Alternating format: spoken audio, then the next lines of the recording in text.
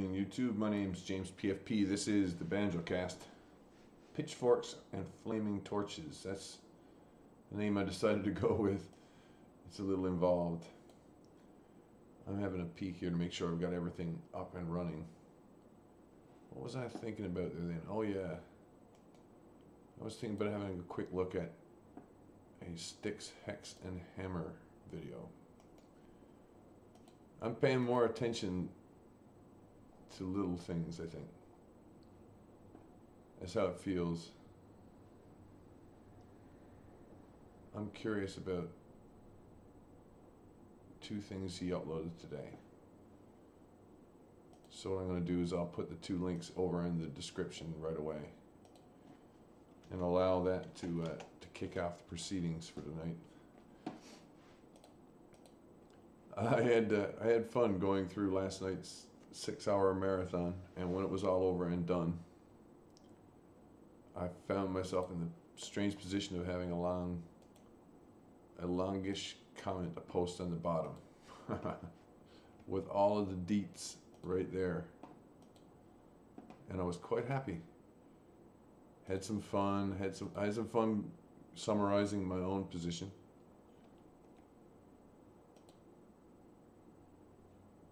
And of course, I recognize it's such a long period of time. Like, who's going to sit down? You could put it on the background and just let it play if you wanted to participate, as it were, after the fact. It's not much to participate in. That's why I put in where the discussion points really were. You could follow along from there. About one every 10 minutes or so, there would be an exchange, at least. There's a Discord link in the description of this video as well, if anyone wants to join on Discord. I am on Discord myself tonight. The channel I'm operating includes a voice channel, so we can actually talk rather than type at all. So I've got those two links added now to the description of this video. I'm going to go with the first one.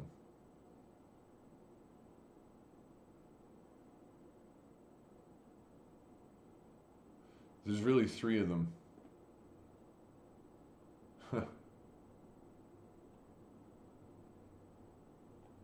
I'll go with the first one. All right, everyone, I'm seeing like the Democrats in California getting accolades like, oh yeah, end the drug war, we've legalized marijuana in California. It's like, yeah, it's certainly a good thing.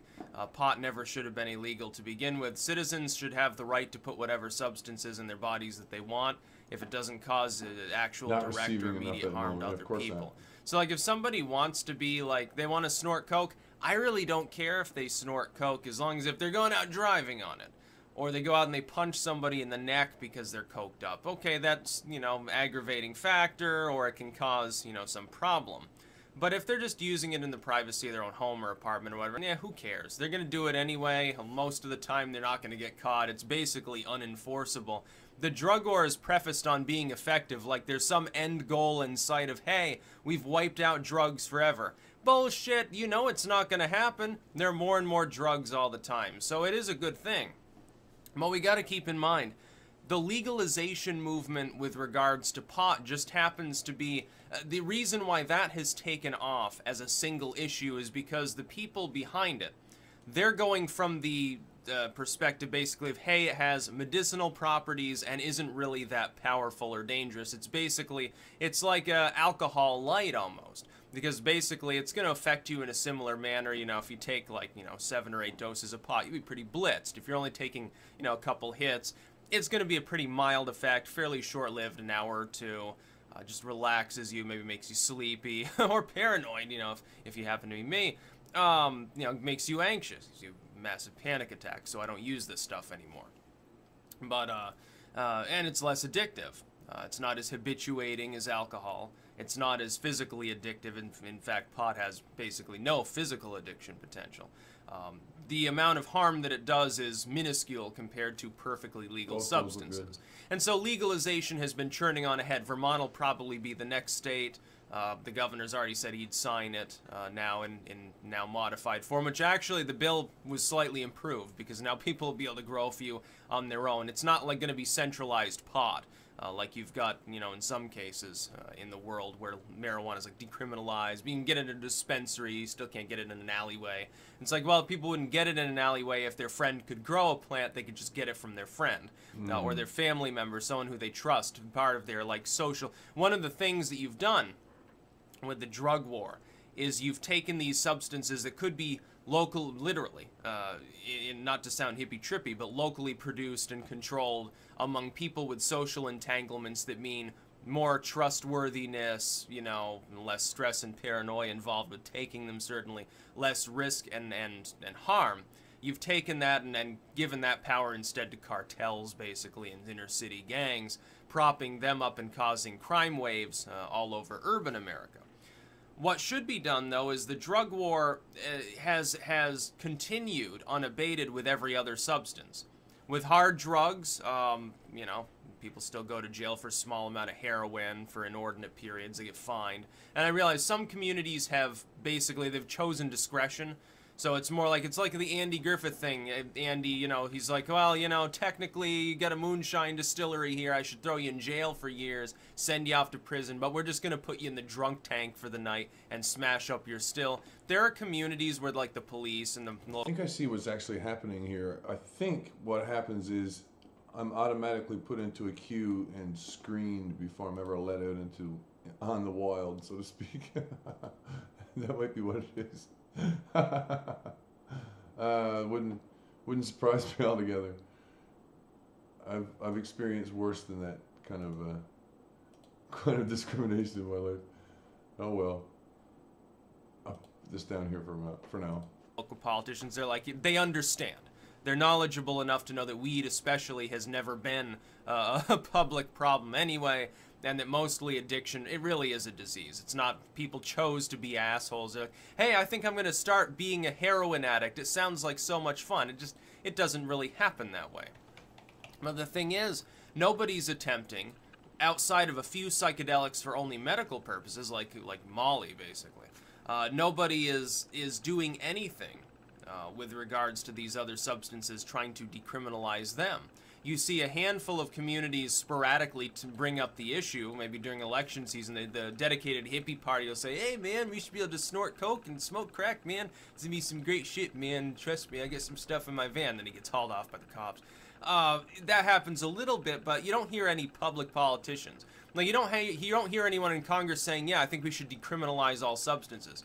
I don't even think Rand has ever spoken about that. I think Ron Paul's the last person in Congress who actually thought that that was a good idea, which makes him the wisest person to recently have been in Congress, by the way. Should have been president instead of fucking Obama. Would have been great. Probably would have won, but they chose lame brain McCain. Idiot McCain with his crazy foreign policy is basically like the tumor-ridden version of George W. No, we need to stop the entire drug war, and the left is totally sold out on this. When the so-called liberals say, well, we're so tolerant and progressive, you know, smoke weed every day, that's just one substance. Okay, you want to add something to tobacco and alcohol that people can freely use, that they can cultivate, and they can cure it, and they can load up their pipe. Okay, that's wonderful. That's not really progressive, though.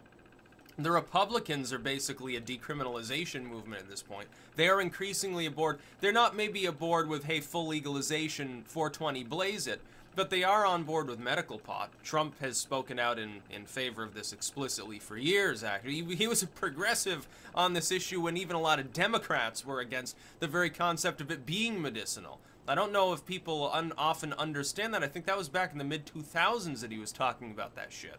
You know, the Obamas weren't even fully on board yet. And Obama smoked it, self-admitted to it. But, you know, you've got a Republican Party that's basically, oh, maybe we can decriminalize this substance and maybe get the medical marijuana.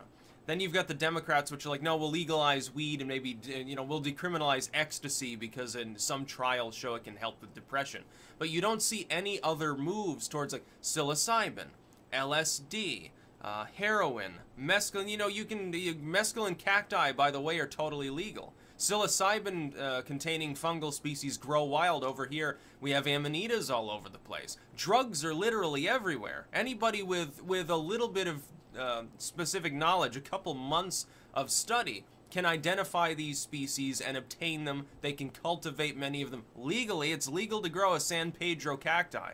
You just can't take it, chop it up into stars, and make cactus juice and get high off of it. But I mean, why else would someone willfully grow a bunch of San Pedro unless they're a landscaper? And if they are a landscaper, they gotta know that it's psychoactive. It's just, you know, they're using something other than the peyote button. Now, I fondly still recall, some of you may remember this funny story, back during the drug war-soaked mid-2000s days, when they were still holding on to the DARE gateway drug bullshit. Hang on a minute here. I'm glad I listened early. You know, they're using something other than the peyote button. Now, I fondly still recall, some of you may remember this funny story. Some of you may remember. Back during the drug war-soaked mid-2000s days, when they were still holding on to the DARE gateway drug bullshit. I told people this. There was that lecturer that came in with our health class. Now, keep in mind, this is a blue state, and it's a perfect... This is not a shitty high school, Mill River, where I went. This is one of the top-ranked schools in Vermont, which has some of the top-ranked schools in the country. I was very privileged to go there. And we had the person who came in. And I have no doubt that this person was he was convicted on some drug charge and then told basically, hey, you go talk to some high schoolers this semester and we're going to get rid of your sentence. But that you have to do that. You have to go into 4 high schools and give anti-drug speeches. Just tell them that you used a bunch of substances and how terrible it was. Because he came in and said, oh, I was using peyote root, man. Peyote root? Hey, you're not going to get high off that. Good luck finding the fucking roots. It's the buttons that you use, of course. the peyote. It's just like San Pedro. Oh, man, I smoked San Pedro. I smoked LSD. You know, I administered marijuana anally. You know, you get all these weird claims. These people don't even know what they're talking about. They're supposedly, like, educating your kids on drug policy and stuff. And it was so stupid. And keep in mind, again, blue state, high-ranked school, not that long ago, you know, in an absolute term of the human timeline. The mid-2000s, you know, I'm still dwelling on it. You know, there were some people where that might actually help to administer it anally. Use some kind of suppository. I think I was a junior already at the time. And you get some of this shit even like in college, where they do, oh, you know, this, when I first went to UVM, we're talking orientation, where they get everyone together for the presentation. They had this like anti-drug group come in and fucking, they were talking about, oh yeah, years ago, some girl at UVM took mushrooms and then she fell out her window. And some dude, he got too drunk and high and he fell into a snowbank, passed out, and he froze to death. And it's like, okay, I would love to see the news story about that, but I think I'll have to wait 1,000 years because it probably never happened. It's like the kid who built an altar to Beelzebub in his living room because he smoked salvia, which never happened. Or the group of kids that stared at the sun till their eyeballs melted because of LSD, which never happened. Or the person who was driving his rat rod around and running people over and then went off and raped his girlfriend and stuff because he smoked reefer. And that never happened. It just doesn't happen. Most of the stuff that they've said is true, is simply not true. It is a lie. Objectively speaking, it never occurred. What needs to be done is we need to look into at least decriminalizing all of the softer substances so that we can then, with or without decriminalization, get people into treatment for the harder ones. Because there are certain substances... Okay, I've heard enough of this, I think. If you're interested, there are links in the description to all 3 of these. Here's the next one.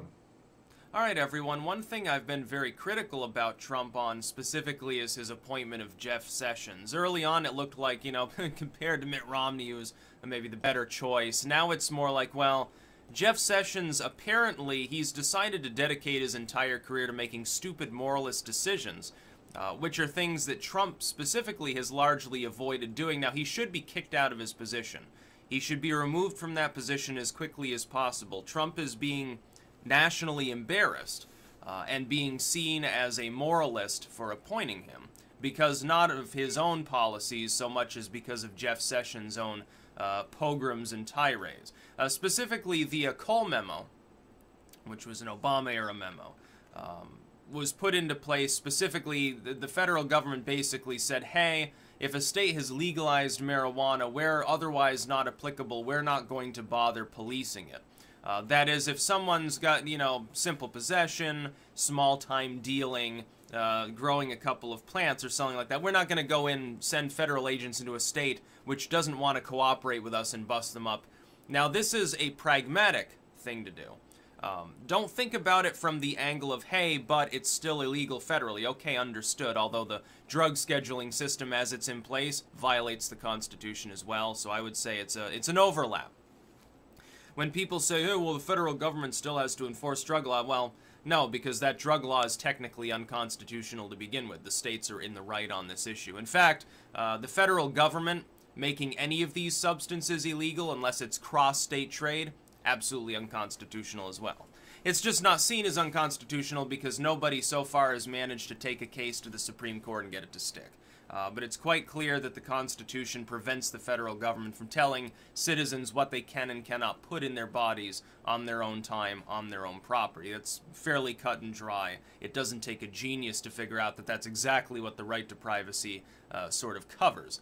Now, the idea was that the government shouldn't be doing that sort of thing. But Jeff Sessions has decided, no, we're going to scrap that policy. We're going to start busting people for, you know, simple possession and dealing in states where weed is legal. Now, again, pragmatism over maybe your legal understanding or something. Let's think about this situation.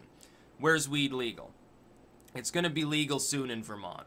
It's decriminalized in New Hampshire. D.C. legalized it, you know, so the politicians can get high as though they weren't already drunk to begin with.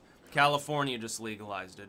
Washington State, Colorado, and Alaska. And I believe there's a couple of other states that have decriminalized, and then a whole slew of them have medical marijuana, which I'm not sure is specific. I don't think Sessions is going after the medical pot side.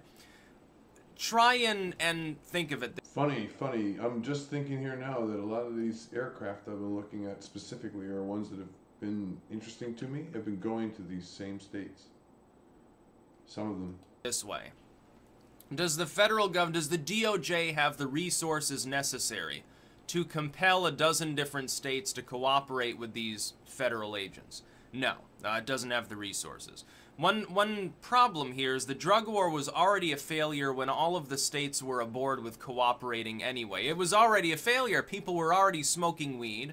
They were already growing weed. Most of the grows were never discovered and busted up. Most of the pot dealers were never arrested. Most of the pot smokers were never fined. And that was under, for the federal government, for a Jeff Sessions, a moralist, that's the best of situations because everyone agreed on enforcing. The localities, the states, the federal government, they were all on board. And then you have other countries working as well. Because, of course, you have trafficking across national borders as well. Now you've increasingly got a situation where Canada doesn't want to cooperate. Half a dozen states that have legalized it. A bunch more have decriminalized it. Now, I think it's a dozen states total on those collective... I can hear something overhead, and I'm not seeing it on my radar. Could be a plow or something outside. The wind is improving. Haven't said anything about the weather here tonight, but I was looking at their satellite. You could see what was coming my way. Categories. How do you, if they're not willing to cooperate, how the hell do you expect to stop marijuana from... And it's warm as heck out there now. It's turning to rain, and it warmed up quite a bit. Being grown and sold and dealt and used. You're not going to be able to do so. There's not enough agents, and then you're going to have all these local police, maybe not the state forces, but the local police departments, they say, hey, you know, we've seen no problems from the fact that it was legalized. Our officers have better fucking things to do. There are murderers, there are rapists, there are people trafficking in human beings out there, there are people abusing animals. All those things are a lot more substantial than, hey, I smoked a doobie. So we're not going to bother. I'm instructing my officers on my force. I'm only now paying attention to his background because I don't normally pick it apart. I noticed the flag difference when he announced that he was going to do this. He had another flag there. So that's all fine and dandy. But some of this stuff seems to move around or change. Or there's things moved and positioned differently from time to time. Wreath of some kind, right? Holly. I think. Screw it. Okay, if See more of his cables here today. we're compelled to cooperate, we have no choice. But we don't have to give him any extra info. We don't have to specifically we don't have to arrest anyone. We say, oh yeah. I haven't heard him say a thing about Q. Johnny over there has Not a much, doobie. anyway. I don't see anything. Yeah, I smell weed in that house. I don't care.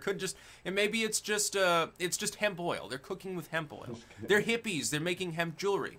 How am I supposed to know? Look, I can't get a warrant for this. The judges, the judiciary in some of these states will probably stand in the way. What the hell's the federal government going to do about it? They can't do jack shit. The drug war has begun to scale down. Jeff Sessions is an idiot. He's not qualified to be in his position, and Trump should kick him out at his earliest possible opportunity. Look, Trump is a money president. The Republican Party suffers. It screws itself when people within the Republican Party ramble like it's 100 years ago on these issues. It's just like when they tried to make like gay marriage their main issue for a while there. It backfired totally because public opinion turned heavily against it. On this one, public opinion's already against them. In most of the competitive states, support for legalizing marijuana is above 50%, and support for decriminalization is even higher. Like here in Vermont, we've decriminalized it. We're going to be legalizing it. Is Sessions saying he's going to send in federal agents and expect the cooperation of the state government? The state government's not going to cooperate.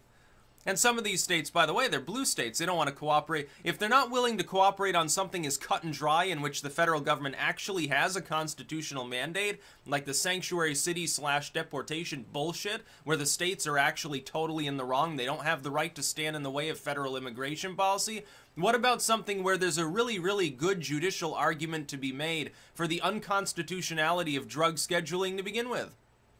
Look, let's assume that it's even lawful for the federal government to do the drug war thing that it's been doing, and that it's not basically Prohibition 2.0. They don't have a constitutional amendment to allow them to do so, so actually they've been violating everyone's rights for the last 50 years. Let's assume that it's legal. Is it pragmatic? The drug scheduling is objectively wrong.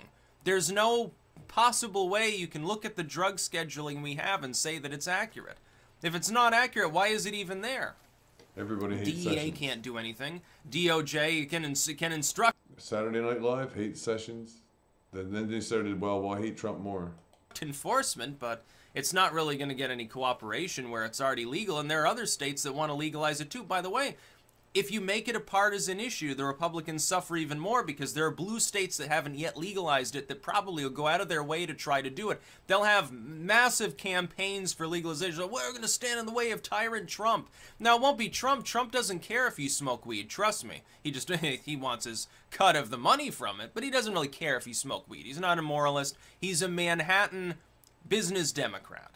Manhattan business Democrats don't care if you smoke weed unless it's fucking up your ability to be productive and have a good job, basically. Sessions is a moralist. He's more of an evangelocon. He was sort of a throw away to them to get them aboard. But hell, some of the evangelicals don't care if you smoke weed now either. They'll go into the pulpit and ask the preacher, what do you think about weed? And they'll say, well, it is a plant. God made it.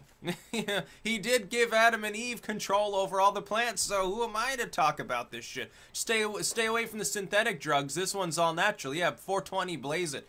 And then you see basically Pop Pastor, who will take the pipe and start loading up with the Holy Spirit right there in front of the congregation. Now, is the federal government going to be able to stop this? No. It's an issue. This is one of the biggest angles I like to talk about things from is just, will it work? It's like when people on maybe the further right say, well, we'll mass deport people. Then they tell me, by the way, that the figures are wrong. It's not 12 million people, it's like 35 million. Okay, good luck. Pragmatism. How are you going to accomplish that short of purging a bunch of people? Well, you know, that in your la-la land, that may make sense. You may not have a problem with that. Well, they're here illegally, so we can just execute them, basically. Okay, let's see how the international community reacts. I don't think that you'd be conducting much world trade after a while. I think we would slip backwards into a third world country at some point. It's about pragmatism. Does something work? Jeff Sessions is wasting his time. He's a bat-eared little twerp. He doesn't know what he's doing, and he should be removed from his position. He is obviously not mentally fit. I'm glad I waited for it.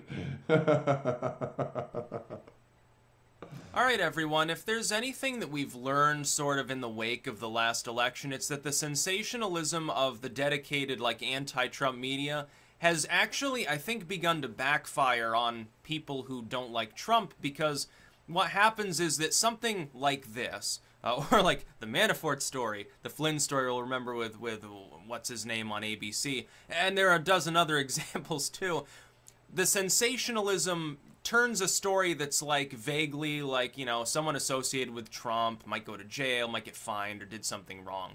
And because of their sensationalism, people think, oh, this time Trump gets impeached, and so they spread it all around, then they get really disappointed. I think it actually demoralizes people on the left, because when they realize that the story's like bullcrap, then they feel bad about it, and they're like, oh, Trump will never be held accountable. It's like they've done this so many times. It's not a joke. They keep doing this. I think they don't even realize how bad it is for their own capabilities. What happened this time, Steve Bannon, of course, Breitbart, comes out, he attacks Jared Kushner, who is Trump's son-in-law, and talks about how the people that were meeting with Russians at Trump Tower during the campaign, basically they were guilty of treason. Now, first, let me point out one very, very important detail, which is that Steve Bannon is not necessarily an insider on every fucking thing that Trump or anyone associated with him does. The fact that Bannon says, predicts, oh, they're going to try to impeach him based on money laundering, or this was treason for sure, or anything else, doesn't make it true. It means that it's the opinion of someone who, in the past, was associated with Trump. That doesn't mean that he's up to date on everything that he fucking did at the time. So that's the first point. Take it with a grain of salt. Number two, we've got to understand who he's talking about. He has Radar down for maintenance. consistently attacked Jared Kushner. He's never liked Jared Kushner. He certainly doesn't like Paul Manafort. When he refers to money laundering, he's talking about Manafort and Podesta. Now, it's been proven. They've already been indicted. In that case, Tony Podesta and Manafort are already basically being looked into for money laundering that happened years and years ago. When Bannon comes out and says, well, the deep state's going to try to impeach Trump on the basis of money laundering, I guess what he's getting at, I think, here's what I think Bannon is getting at. He is assuming that they are, number one, out to get Trump, which, you know, maybe it's true, maybe it's not. We've got to wait and see, I suppose, if we ever see any result at all. Number two, that they're basically going to manufacture bullshit evidence to try to kick him out on the basis that other people have already, you know, that were associated with him have already been indicted or looked into, and that money laundering specifically was sort of there. I think his idea is that they're going to tie it in with, like, Kushner and the others at the Trump Tower meeting, then tie it to Russia. They'll look into some obscure business contract from 10 years ago and nail Trump to the wall on it. I'm sorry, but I don't think it would work, number one. Number two, I don't think they're going to find such a connection. They're certainly going to find business connections between Trump and Russia, just like they're going to find business connections between Trump and the UK, the Australians, India, Brazil, and basically every other meaningful country that ever existed, because Trump was a developer, so he took investment and loans and things all around the world. Like, someone could say, hey, I trust that Trump can make a return on this thing he's building. I'm going to buy into it. He builds his thing thus quicker, and then he pays me back over time. We'll have a contract. I make extra money, but I'm also helping fund something with Trump's name on it, and that's why I want to fund it, because I think that it'll work. That's how it works. He's developing things with other people's money, then pays them back, and then lives high and large on the rent on those properties he's constructed. Very, very smart. Once he's already got the ball rolling by being, you know, marginally wealthy even in the beginning when he was still in Brooklyn, he had enough money to buy in elsewhere. He made a fortune. Rent-seeking behavior. Thus says bad things, I think that people were assuming that he was talking... How does Trump feel about the blockchain, do you think? About Donald Trump, but you didn't read the article if you thought that he wasn't referring to Donald Trump. He's referring to Kushner. But he's never liked Kushner. He and Kushner were seen as rivals. You remember months and months ago, when Bannon was still, you know, aboard with Trump's, he was still in league with Trump. He wasn't back at Breitbart yet. And Bannon, by the way, has come out over and over again and said he's going to keep, you know, basically running interference and lending his firepower to Trump. He's still doing that. But he sees Kushner as an enemy. He thinks that Kushner is going to take Donald Trump's presidency down. So he wants to tar him as a traitor. This is just normal dick-wagging between Bannon, who's a populist, he's more part of the new right, and Kushner, who is business Democrat, neoliberal, sort of old guard. He's establishment in a way. He's sort of still that elbow rubber with the stars that Trump himself used to be. Bannon doesn't like that. He wants a new guard of politicians and individuals, activists, media heads, with new ideas. That's why Bannon loves the alt media so much, because even if you don't necessarily agree with Bannon all the time, I guess he looks at it and says, well, they're still independent, and so it's better than, you know, the old corporate establishment media is all basically controlled. He obviously wants to take Breitbart away from that, but then other editors are like, I guess they stand in his way and stuff. But he's talking about Kushner and Manafort, people who he never liked, or the Flynns. He never liked these people. Of course he's going to attack them.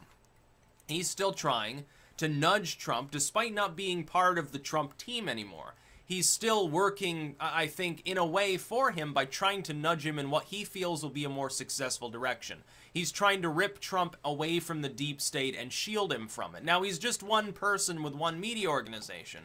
By and large, though, he does a pretty damn good job for the resources that are actually available. It's like Holt earlier, posting about, he's like, oh, Breitbart lost a bunch of sponsors and Mercer and all these things, so haha, Bannon basically has nothing left. At the same time, though, I see people on the left basically praising Bannon. They're saying, oh, Bannon's such a great guy, and now they love him because they think he's attacking Donald Trump. He's not doing, he's attacking his son-in-law. And the Ivankas and the Kushners are not well liked by the more populist side of the Trump team. Trump had a fusion team where on one end he's got like a Tillerson or a Pence or a Kushner. Those are people, whether they're relatives, associates, or they're appointees. Those are people that are they play nice with the establishment. They have more establishment views, a Jeff Sessions or something. Then you have on the other end maybe a Bannon, at times a Don Trump Jr. seems to be on this side. Parts of the alt media, some of his other friends on the other end that are outside of the establishment. Some of these people have even been in office, but they have what are considered to be unorthodox beliefs. It's like if Trump were partying with Rand Paul, that would be not part of necessarily the establishment in many ways. Somebody who is actually, he repeatedly debates and attempts to troll members of the establishment. Calls them out on Twitter, sort of taking up a Trump tack on that, which, by the way, Rand, it's really wise. You should keep doing that. In fact, you should do it 10 times more often. Fuck the media. The legacy media, that is. Those of us who are younger and don't make 8 figures to defame people, generally, I think, appreciate you more than maybe a Fox News will. They'll just take you on there and make you a laughing stock if you give them an interview half the time. So no, this isn't the sinking of Trump's presidency. Some people are saying, oh, he's done for this time. Even Bannon's calling Trump a traitor.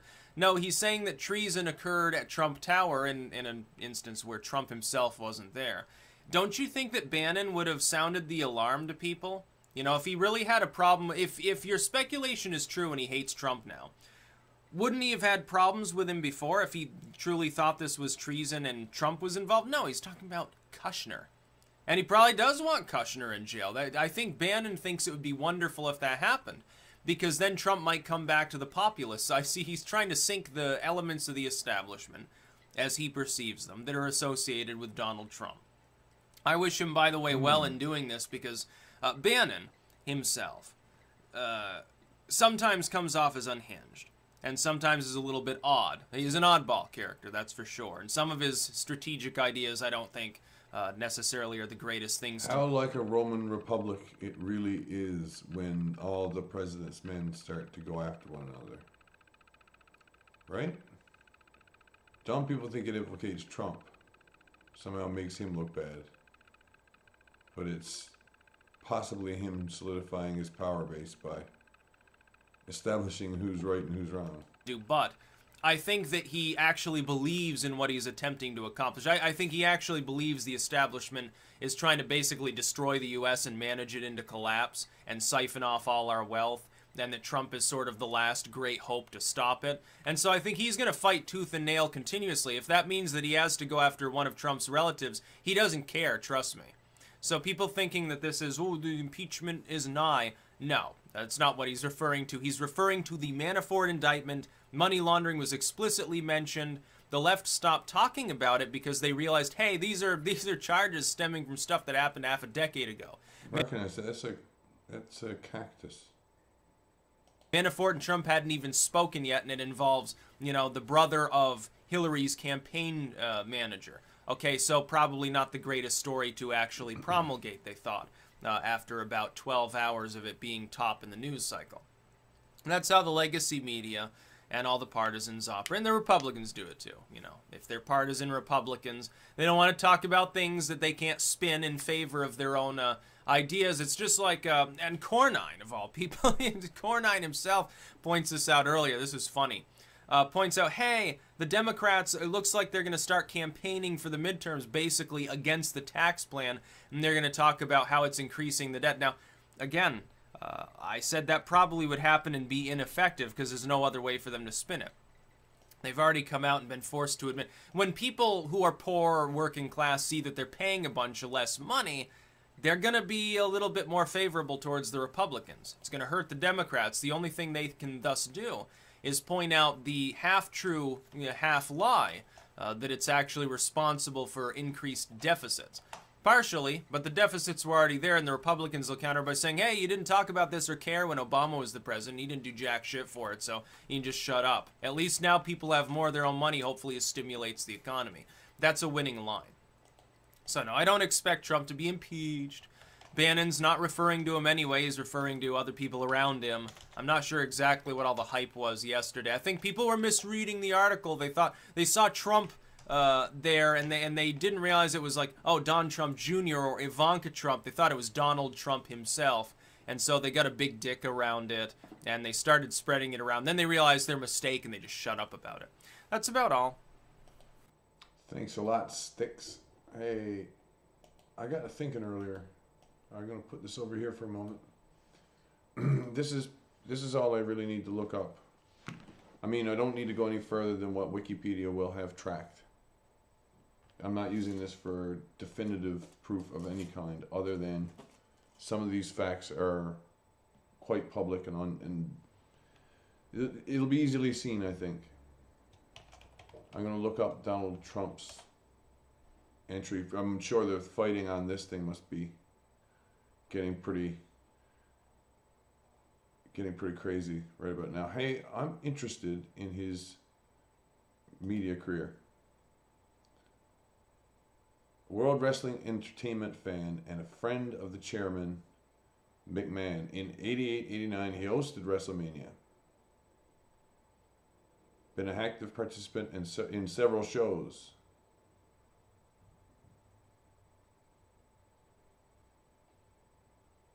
I'm going to get that in a new tab. Wait now.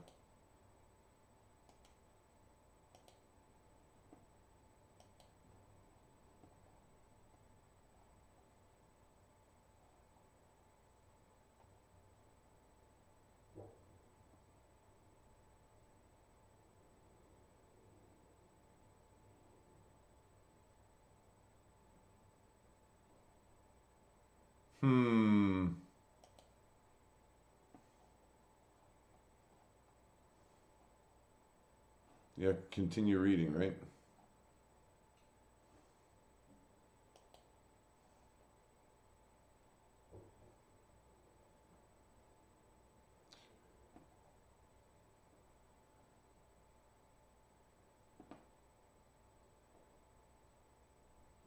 WrestleMania 4 and 5 it talks about, but it wasn't until 2007 the billionaire got in on the action. Interrupted the fan appreciation night and dropped tens of thousands of dollars in the rafters. Battle of the Billionaires, WrestleMania 23, with the stipulation the loser bout would shave his head bald.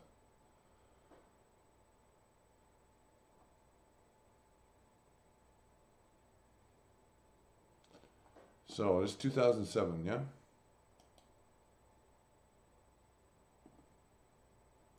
That's what this is all talking about. Appeared in 2007's WrestleMania 23. Inducted in Celebrity Wing in 2011. Made his 6th appearance the following night at WrestleMania 29. Okay? WrestleMania first, starting with some early ones. 88, 89. 88, 89. Okay? Third one down. Born. Funny. Even that name is kind of funny. Two-Face? Interesting. A two-faced god. Jesse Ventura, and he talks quite openly about where he got that name. Why he took that name and why he still uses it. Why he refers to himself in a third person because of that.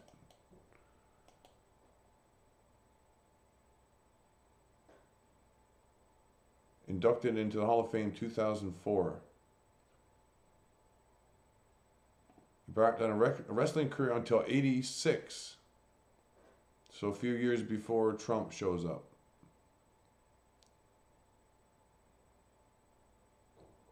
Acted briefly, right? Enters politics in the years after Trump is in WrestleMania. Reform Party candidate. Stays active until when?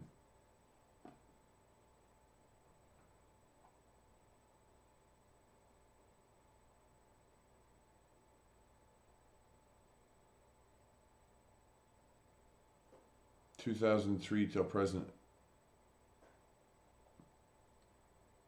And an independent.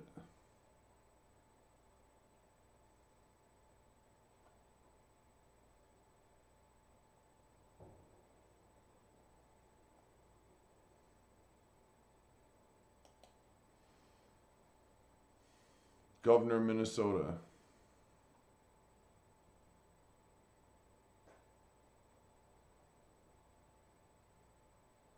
The governing body.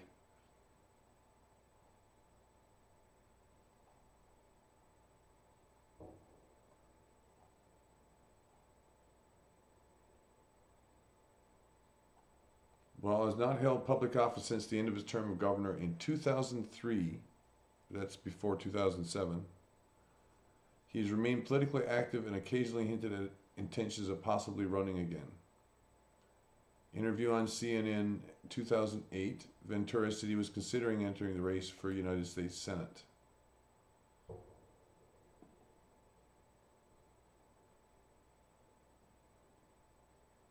Poll Commission put him at 24% behind Al Franken and Norm Coleman in a hypothetical three-way race. Franken ended up winning the election.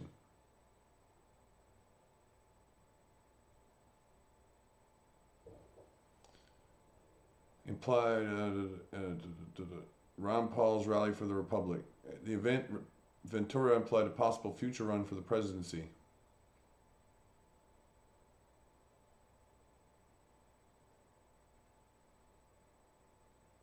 Expressed interest in running with Ron Paul in 2012.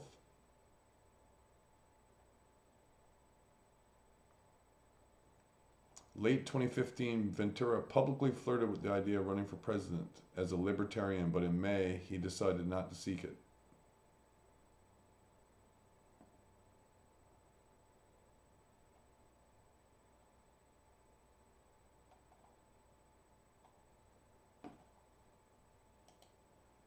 Curious, right?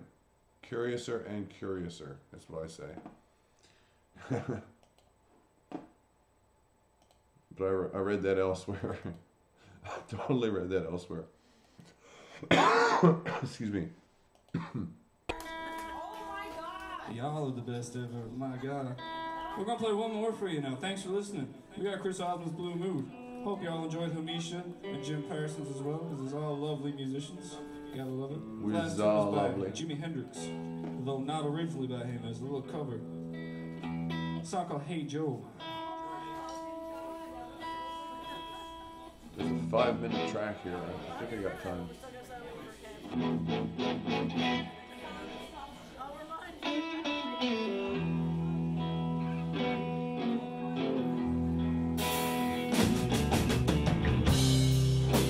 Hey Joe, I said I live on that gun in your hand.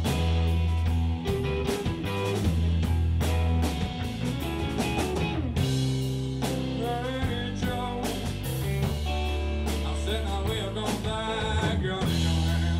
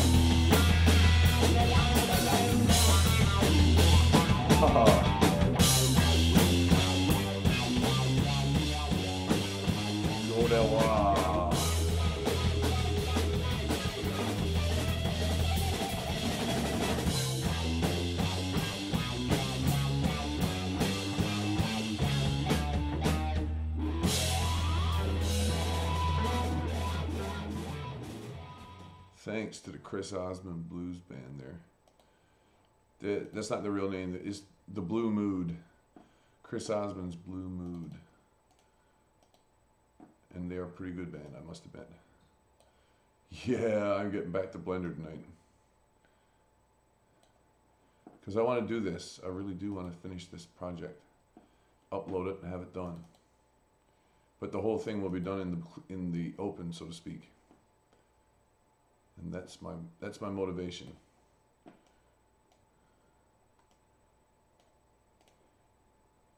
I've been noticing something.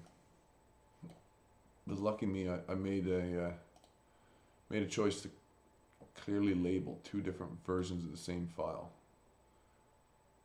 One is AVI, one is MP4. I'm currently using MP4 for the video information, and I'm going to switch it over for the other track. I go back to the first frame, get the AVI that I used before, sticks the audio down here where I don't want that audio, and I can move this now to track number 2. Oh no, this is not going to work.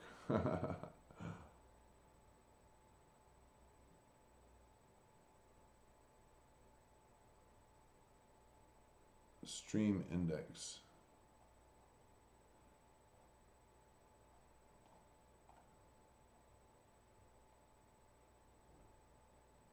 Start frame length. No, that's not what I need here.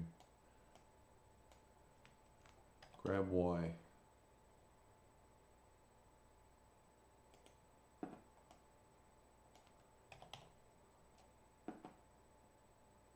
Right there.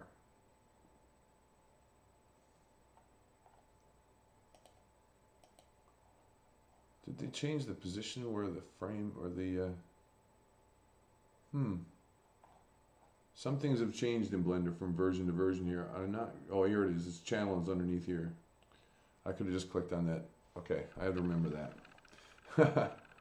I have to remember that for my own edification. Here we go, that's better. I'll move that up here a little tiny bit.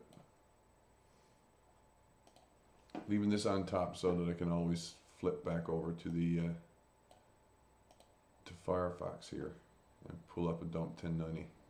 But until I need to do that, I'm not going to bother with it.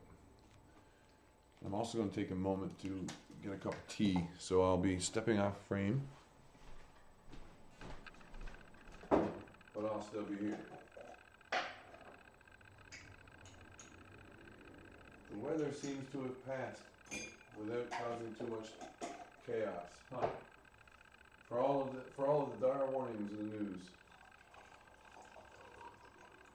most people will have slept right through it.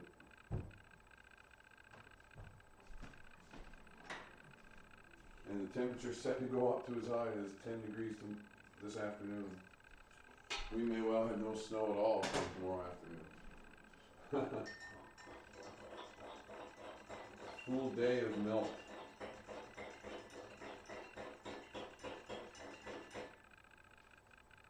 Anyone who's joining me in, you might have a look at the chat interface. I've been putting some figures and numbers in the chat there, and you can check my math. But as I read it, if there is, yeah, okay, the first figure was 18 degrees Celsius in variation between lunchtime today and Sunday coming. Oh, look at that. Couldn't have asked for better timing. When I'm doing something else, I can stick this on. This is great. Excellent. Oh, I missed them. Oh, coming over the horizon. Maybe there's a break in the weather. Just a peek of them. I ain't going to see nothing through the crap.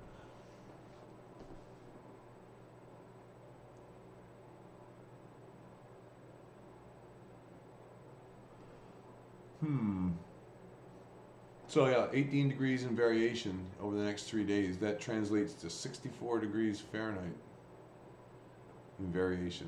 I don't know if that's correct. 18 is 64. I don't know what the variation is between.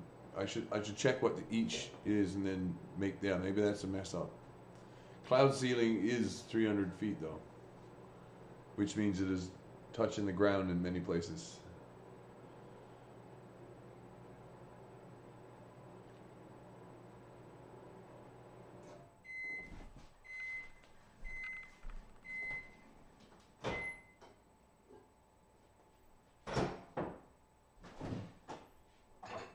$64 does seem like quite a lot of variation. Yeah, I got a calculator there for that too.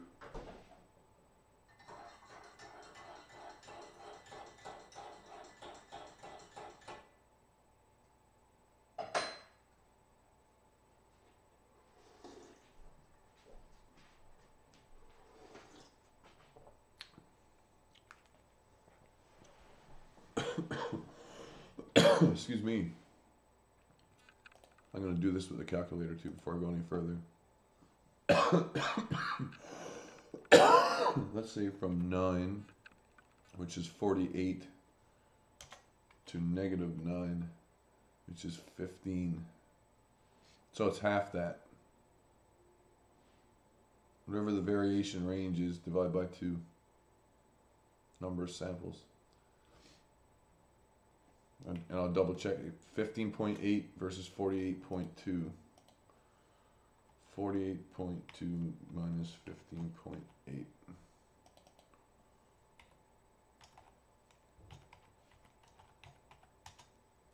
$32.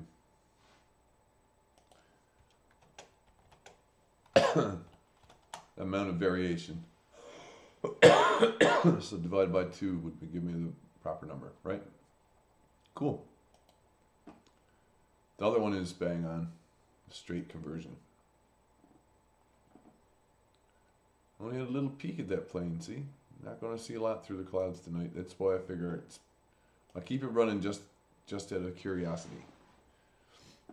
And why did I switch over the video here at the beginning? Well, I had noticed, you see, that when I had last rendered this file, the new render settings were causing the I might have to render to specific formats to ensure that the computer doesn't lose track of where the frames are, so to speak. I'll show you what I mean. I'll skip forward here until the first frame of the numbers appear. I want the number to pop off screen as that image pops on screen. And that was my issue. So if the number is on screen here, it's too far.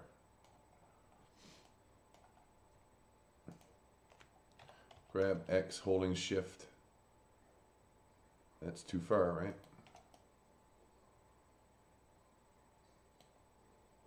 And this is set to add.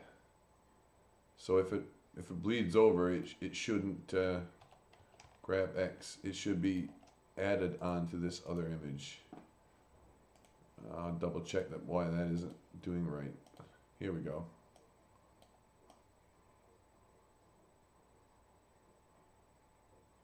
And as I say, I want this one not to be on screen here, so back one frame.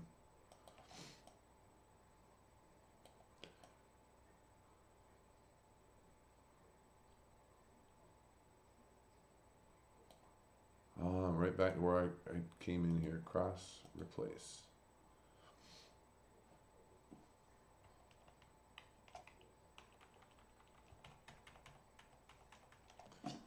So that was the main issue. I want to make sure that I got all these numbers added in the right spot. Here we see another spot where the video file underneath and this one do not agree was to where the beginning is.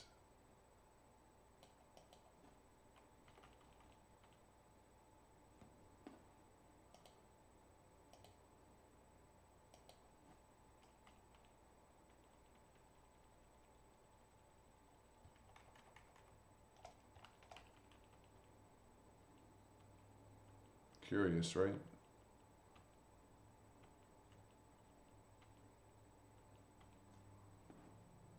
So apparently that one is one frame too big.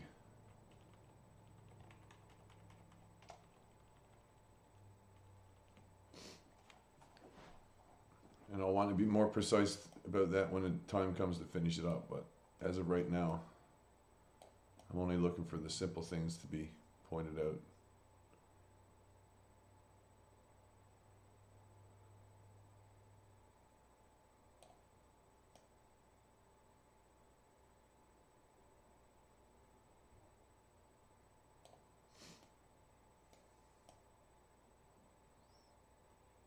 And I have to figure out what I'm going to do with these for product placement. Something which is going to highlight that.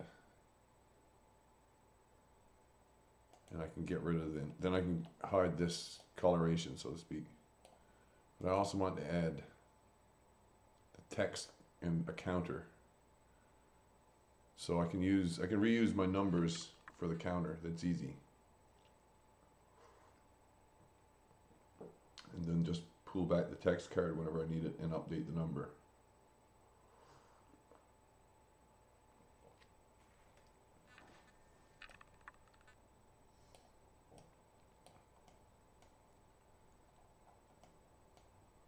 Is there anything else to be pointed out?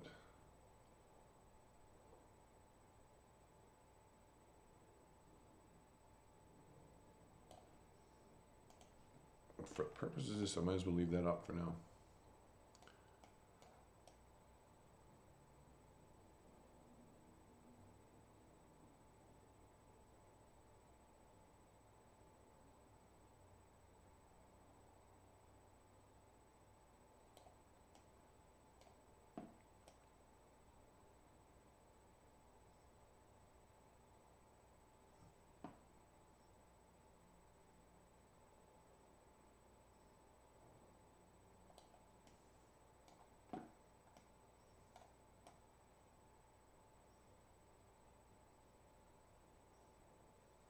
A lot of these text cards need to be done.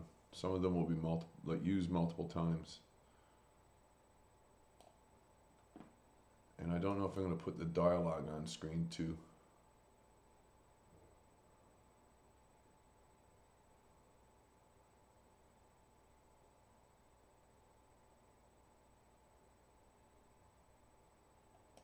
Or if I just use these as whiteboard spots where I could throw more than one image on screen, or even make a short animation in the space provided.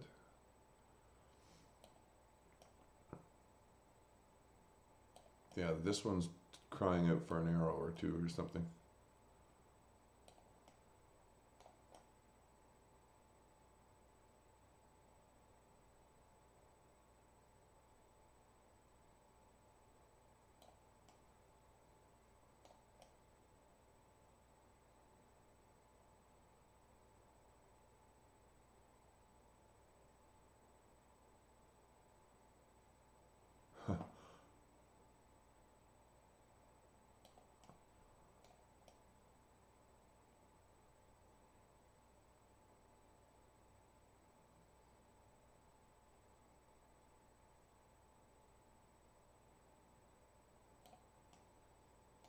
Hmm.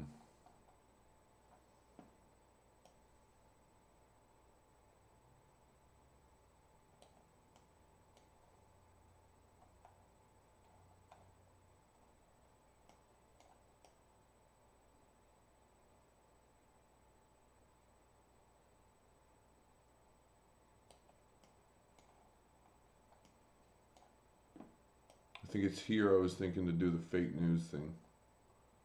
The blue screen of death joke.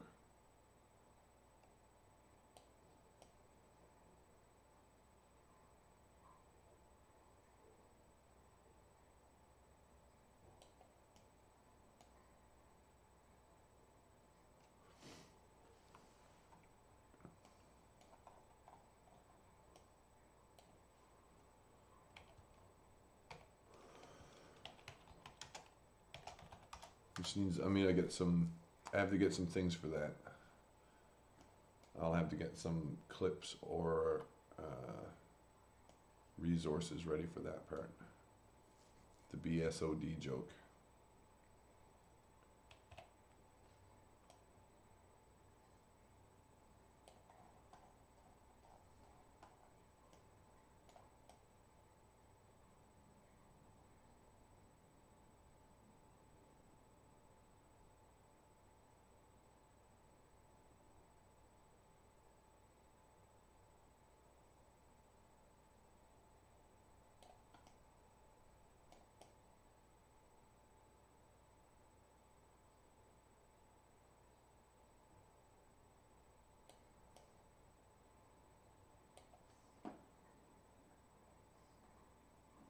Camera angle is so very high. Can you tell if the world is flat or round there?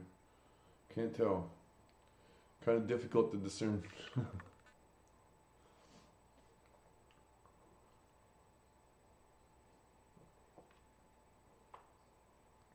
Didn't think to comment on it still either.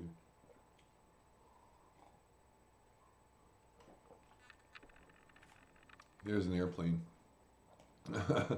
That's an airplane right there.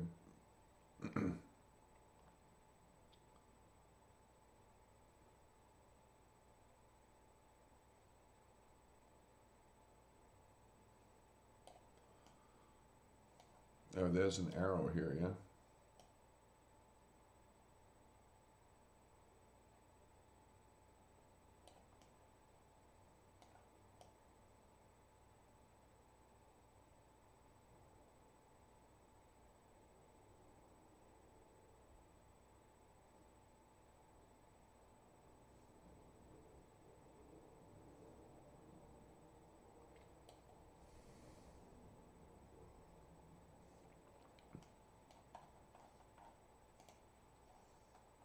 Got a funny feeling that arrow should be a different color.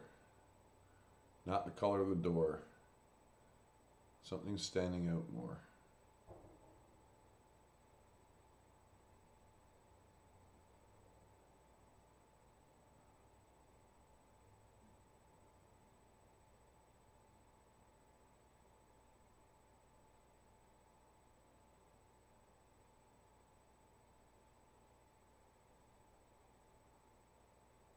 Mr. Unobtrusive Health Professional.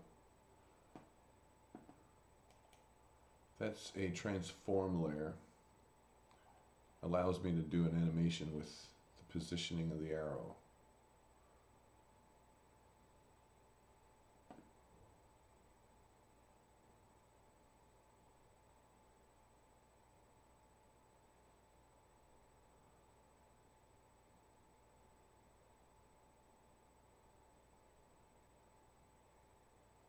So what I'm thinking on here is positioning it on the X position here with an I key command. And going 1, 2, 3, 1, 2, 3, 1, 2, 3 is 3 seconds, 1, 2, 3 is 4, 1, 2, 3 is 5 seconds. In 5 seconds it will land here.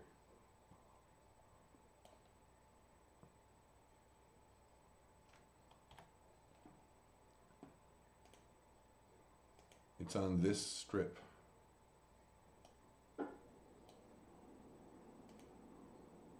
I'll split this area for the sake of getting a graph editor. Probably put it over on this one instead.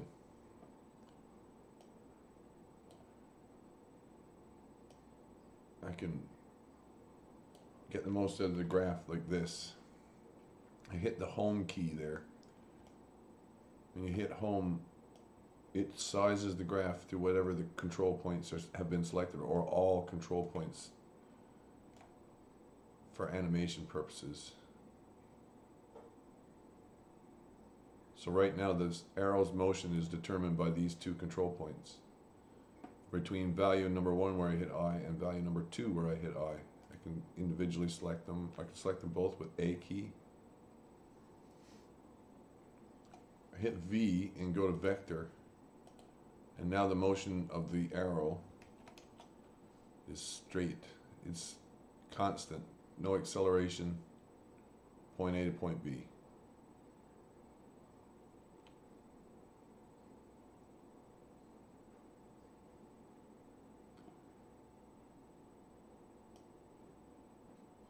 I'll make this one smaller just by dragging this back and forth. That'll be easy enough.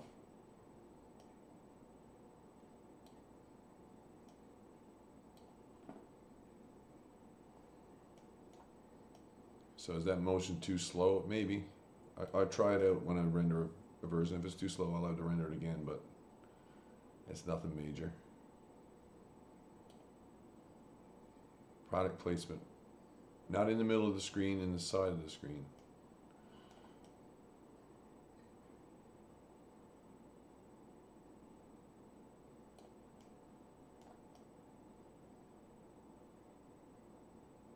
This would be good with a shot by shot with his father, right?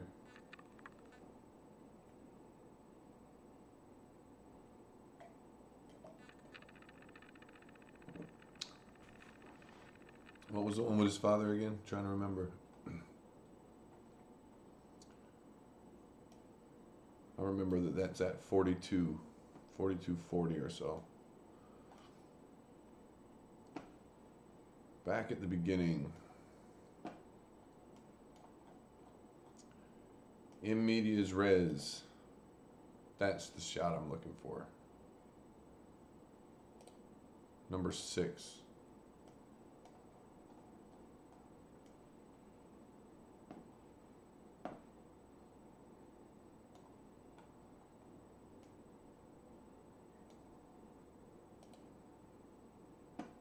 Huh.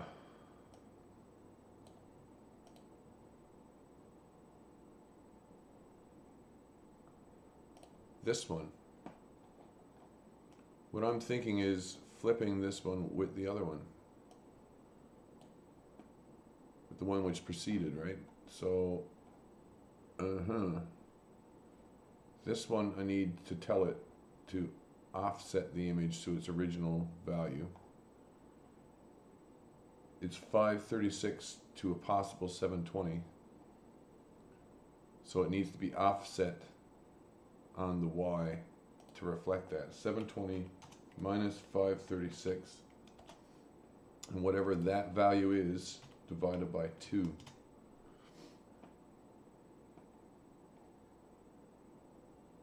Total length of this, let's see, 1, 2, 3, 1, 2, 3, 1, 2, 3, 1, 2, 4, 5, 6, 7, 8, 9, 10 seconds.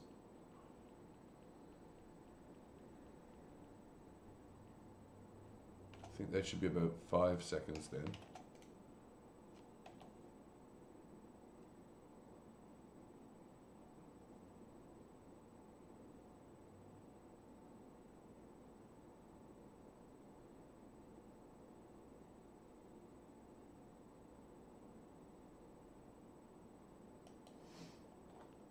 And I also have a choice here of cross-fading them,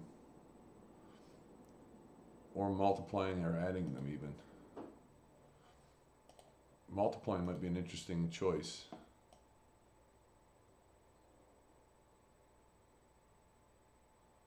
Look at that. If we multiply the images, this is what we get. One shot and the other shot.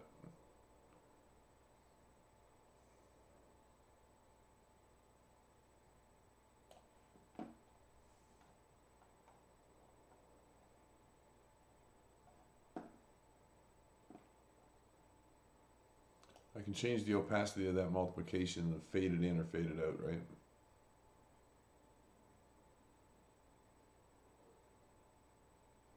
At least twice as important is the joke that I'm making. And what I'll do is bump that close to that other one and fade for that effect. But I'm curious, if I cross multiply, what does it look like at the beginning with, yeah, if I cross multiply, I get the effect of seeing both of it, right? That's what I'm multiplying on.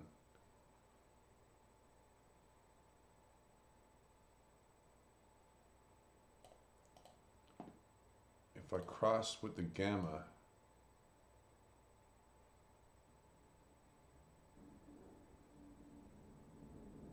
it's the same two trees, right? Oh, wait, no. Two trees in that shot, and more than two in that one.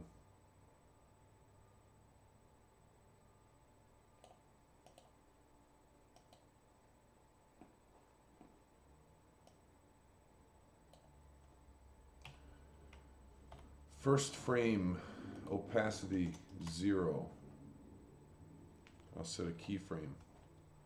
1, 2, 3, 4, 5, 1, 2, 3 is 8 is 9.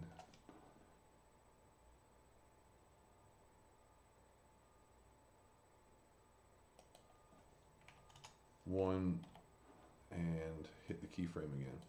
So now I get this sense of a fading transition, which leaves you with the impression of both images.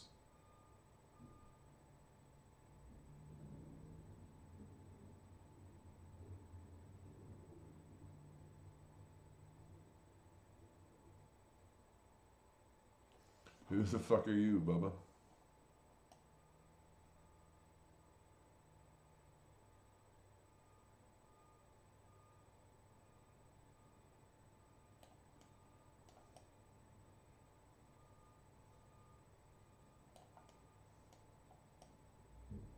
And then the end here. The end is a very, very, I guess, I consider it a Kubrick-esque kind of edge to it.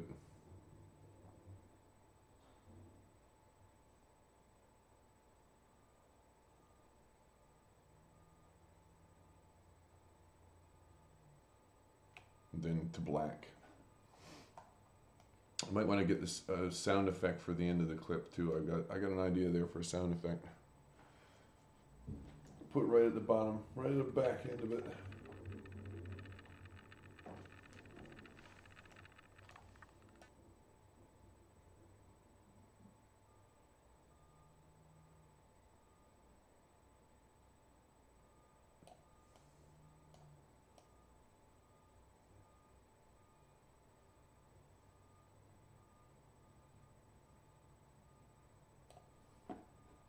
He's in this shot, he's got his arms crossed and he's leaning, right?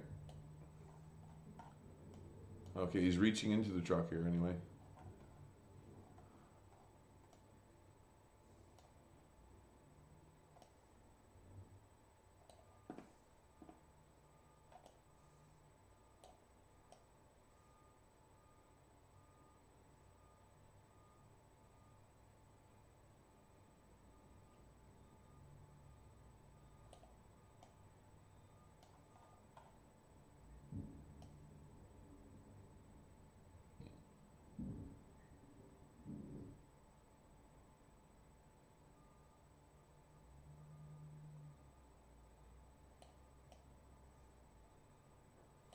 Maybe I should get a little animated clip to put over here.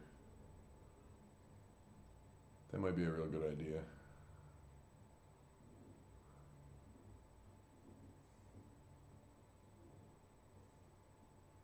I think the right meme in here would be really funny for the length of this.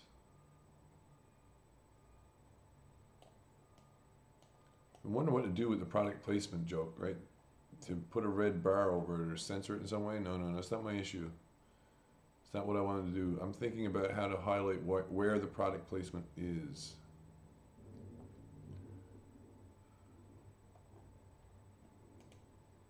H.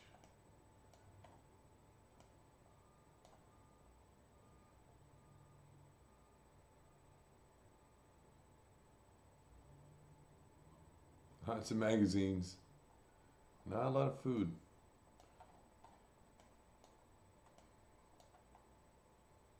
How do you sell truth? Look at this. VHS tapes.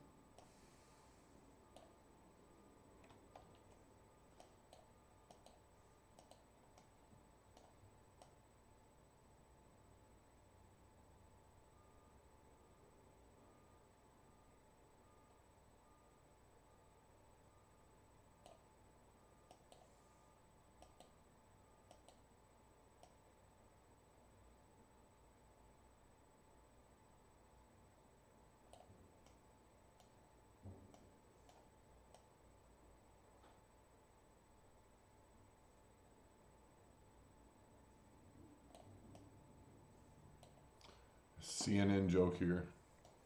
Here's the other thing to think about. Another thing I've got on my mind. How to do the CNN joke.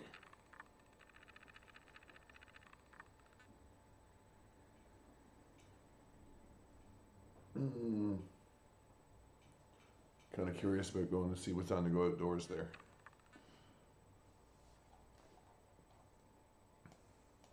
There's a lot of work in front of in this year, but it doesn't need to be terrible, difficult work.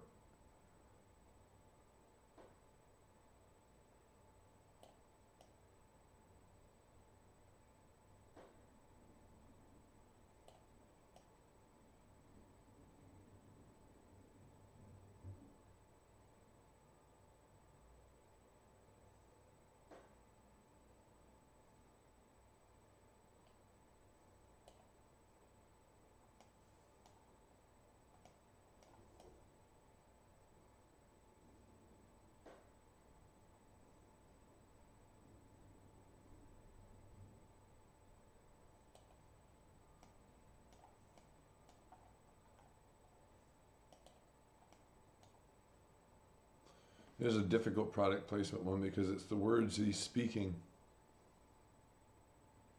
And I think this will probably be a really good poster frame for the video when it uploads, whenever it's finished. Since this is product placement. Aim small, the aim small line. Aim small, miss small. That's what it is, ASMS.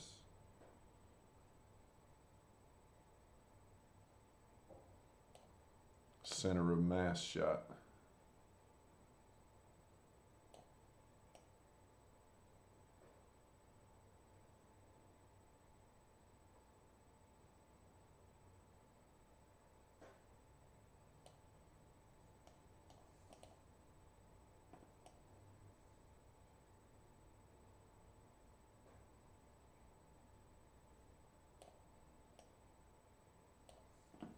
Here's a pretty picture.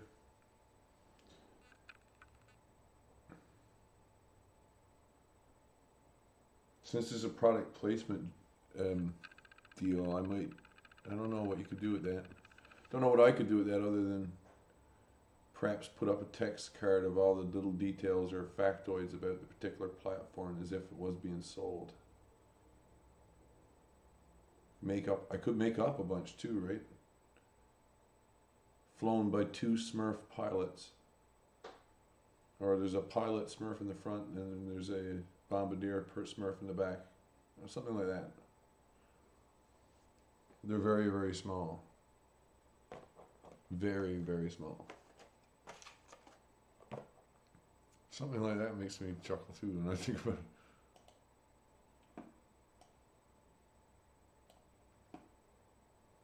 Yeah, I'm stopping frequently this hour.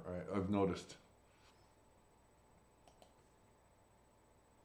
Quick look outside here, that's all.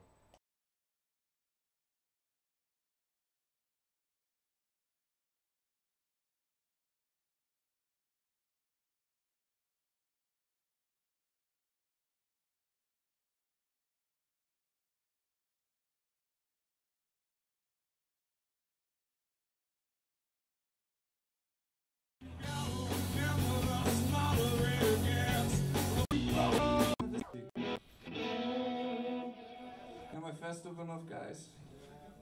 I don't know. Think I need some more shamrocks or something.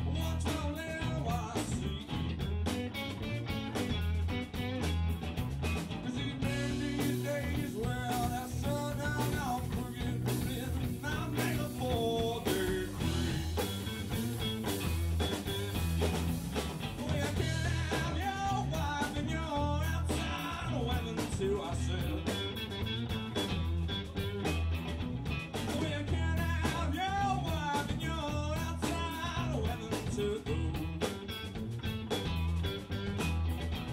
When you lose your one more, well, it's gonna be at home. Doing your dip, cooking your food, whatever you try to do.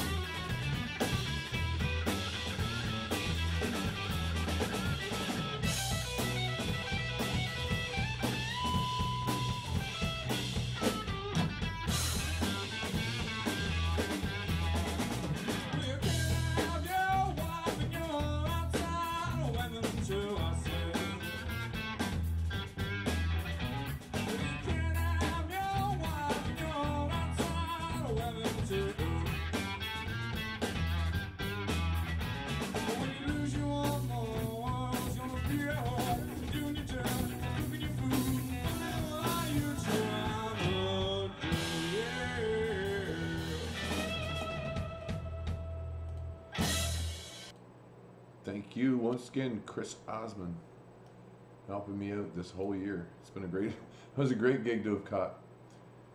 I was glad to be there. Imagine I'll be catching some more now in the new year. This is the new year's begun, but the continuing new year, I imagine that this will be a doable deal.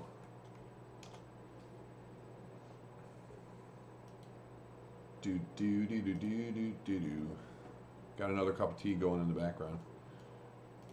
So yeah, product placement for this one, I think I'll probably put up some stats, either real or fake. It doesn't much matter, considering the fake news jokes that are in the rest of it. Maybe some real stats would be nice, but stats that people don't generally look at, and maybe that would be a good idea. This long picture there. Could use more than one picture or something happening in that length of time to keep interest. Not so bad, not so bad, not so bad. Fake news needs to be bumped there.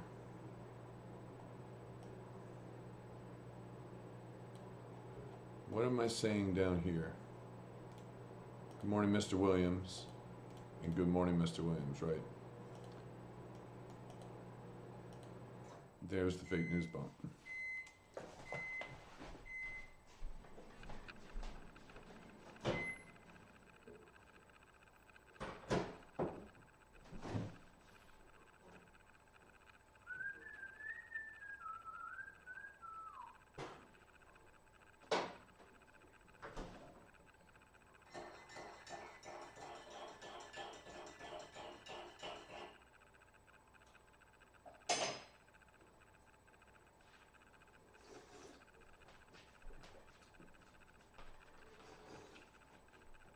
Something about the groove of the blues, isn't it? Something about that groove, man. I don't really need the headphones on because it's only for the odd time that I'll be actually listening to the audio in the track right now. I'm very tempted to go back and do a voiceover pass on the beginning as well, which wouldn't be difficult to do, but it's going to require that I do like 70 odd pieces at the beginning. Going back through backwards now to see if I can see anything that'll pop out. That's Good Morning, Mr. Williams, Tour 4. So that's the CNN spot, I thought. Yeah. Where else is there fake news in here? Well, this is all a huge fake news piece here. All the way up to here.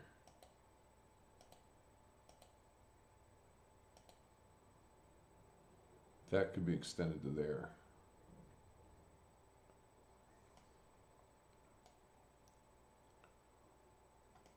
And then there's another one here. This is when he's home. Huh? Tour 3, right.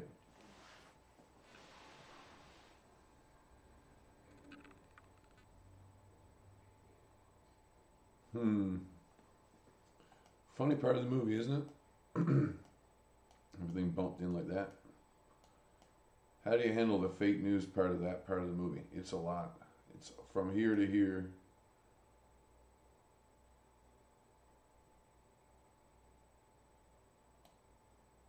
This ends the fake news piece. And then right after, picks up here. And then there's the next tour break here.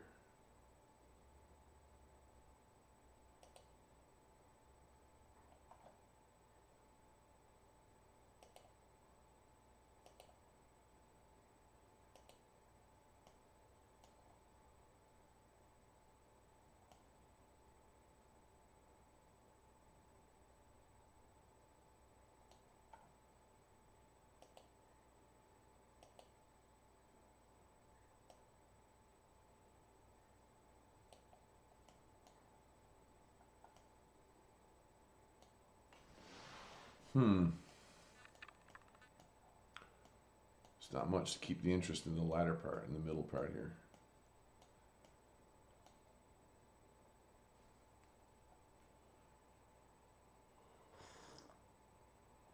I think it will bear saying, though.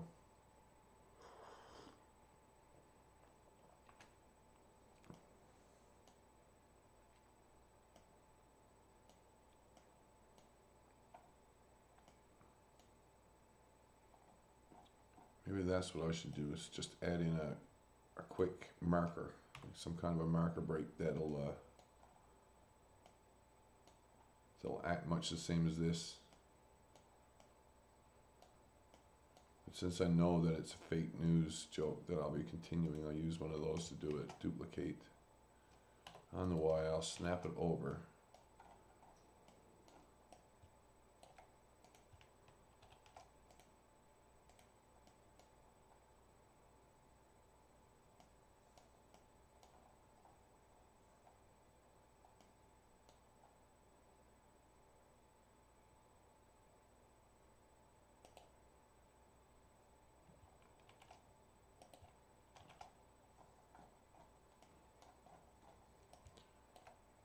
Snap it again, go to the next one, snap that end in. So now I know where the two tours are in the middle of the action. There are fake news breaks all through there. I want them to continue. Here's the next one.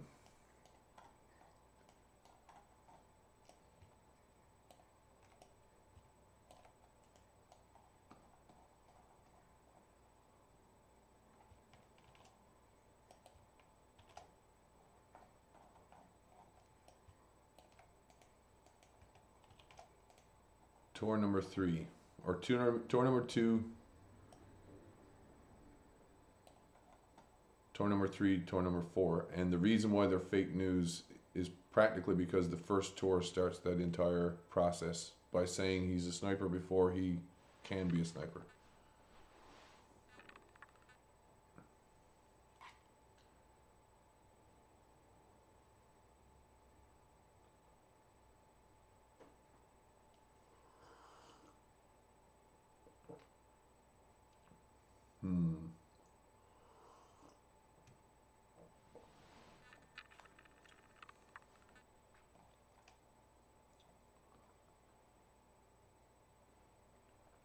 What channel is that? Channel 3. So I want these all on channel 3.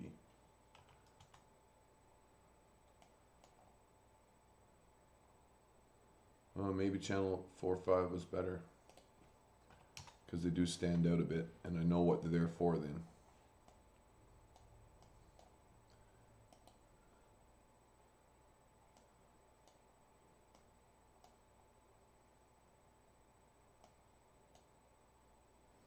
This one is 9/11.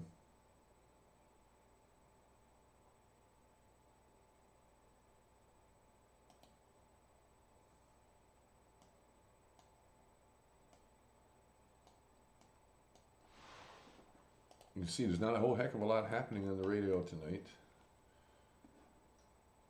I'm going to quickly save Blender here. It's occupying a lot of memory. I'll close it for now. Go to my internet programs. I'm wondering if this is going to work. Reason I wonder is I made a change earlier tonight to one of my system properties. It shouldn't be a major change, but I'm wondering if it's going to impact my radio reception. Seems to be pretty good so far. Let's go to 100. Take a listen. This is at 100 megahertz right now. You can see that I'm picking up some radio traffic in the vicinity of 100 megahertz. It was existing there on the edge. See that? I do believe that's 101.1. Just for a minute, I'll go to narrow to wide FM stereo, and we'll center on this band.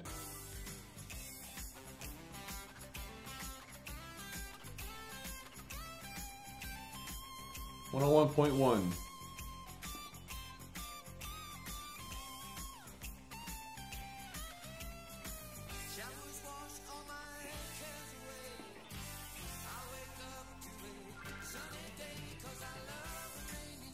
Very funny, guys, very funny. Narrow FM is down to 240K right now. User defined. I'm going to zoom in on that and change the bar, change the band.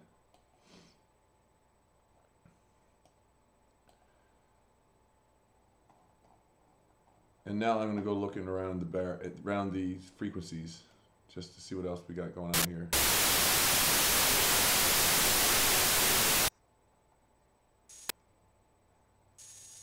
It's up at the airport here.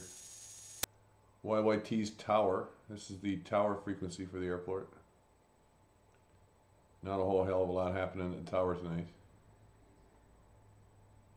YYT ground frequency there. Gander radio.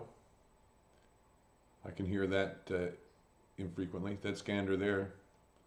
Transmission from Gander right now. Let's have a listen. See if we can't see that again.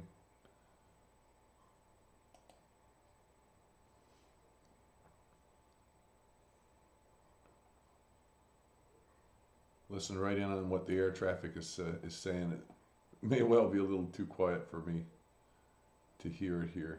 Like I had to turn the squelch up quite a bit.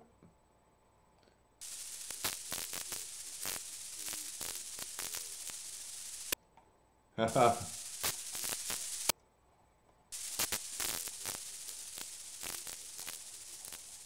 Can't quite hear it.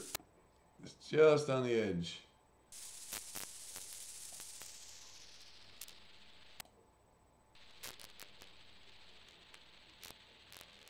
Pretty quiet, really, really quiet. But it's there. I'm shielded behind too much, I would say, on the ground level. That's Gander radio. You say that's the local ground frequency. Oh, I should make this higher again. Let's go up a few notches on the bar. Here's the local airport weather station. Gander Center is the transatlantic radio air traffic controller, as opposed to the the tower at Gander. That's the one that handles the traffic.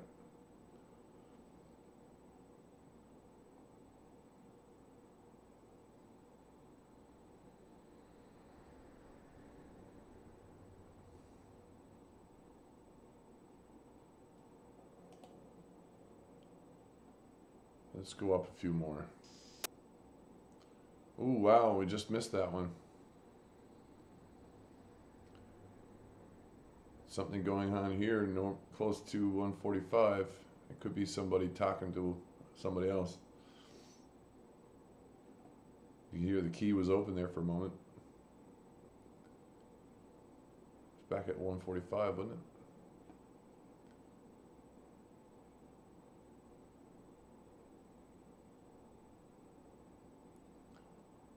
Local, what would these be? Repeaters. Local repeating stations.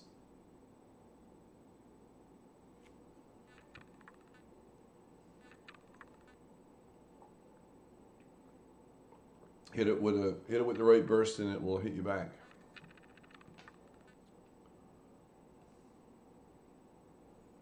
Not a lot going on here tonight. St. Clair's is at one of the local hospitals. Jiffy Dispatch. You see the Jiffy Dispatch key there.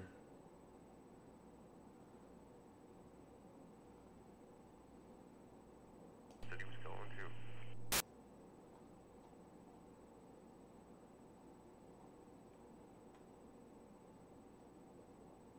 Come out of it. Come down and get 106 New Cove Road. Seems head up to the Stanford job.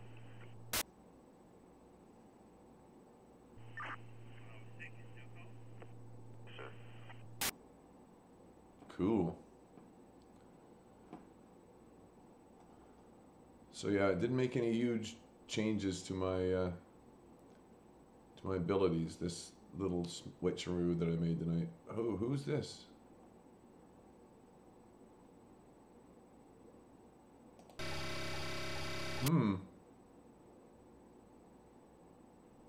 Two of them.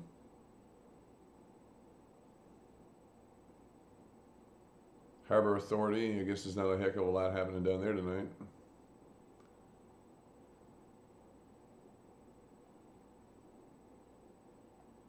Skipping through here, trying not to pick up on anything too directly.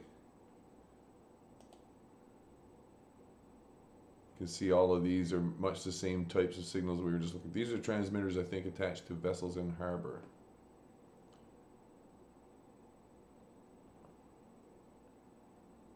You can see there's not a whole heck of a lot else happening on any of those. One of the local cab stations is right next to marine radio.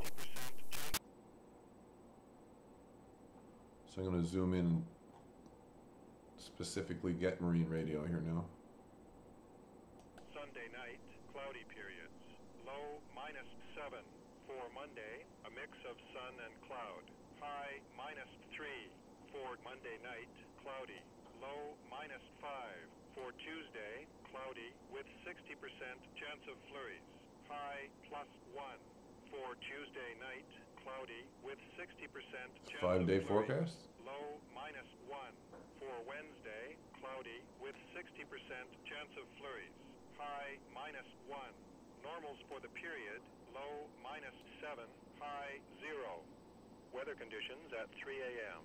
St. John's, temperature +1, wind southeast 41, gusting to 52 kilometers per hour, relative humidity 99%, barometric pressure 100.4 kilopascals, and falling.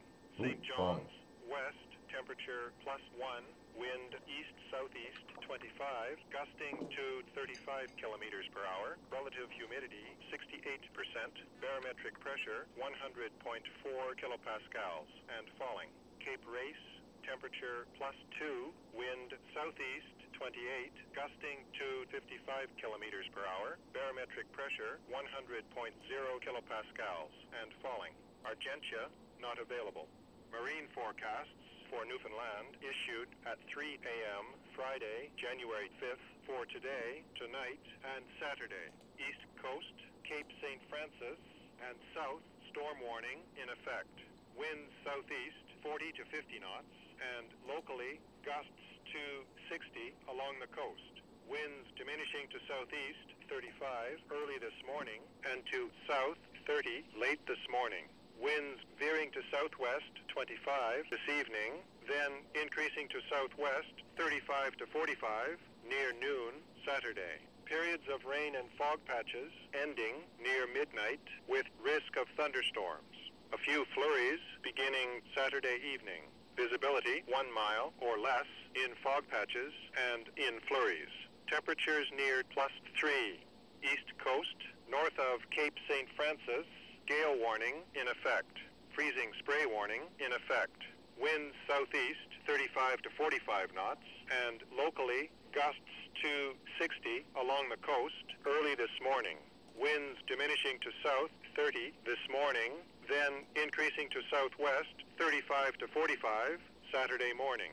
Periods of rain ending overnight with risk of thunderstorms. A few flurries beginning Saturday afternoon. Visibility 1 mile or less in flurries. Freezing spray over western sections Saturday evening. Temperatures 0 rising to +5 this morning, then falling to -8 to -2 Saturday evening. Northern Grand Banks, gale warning in effect.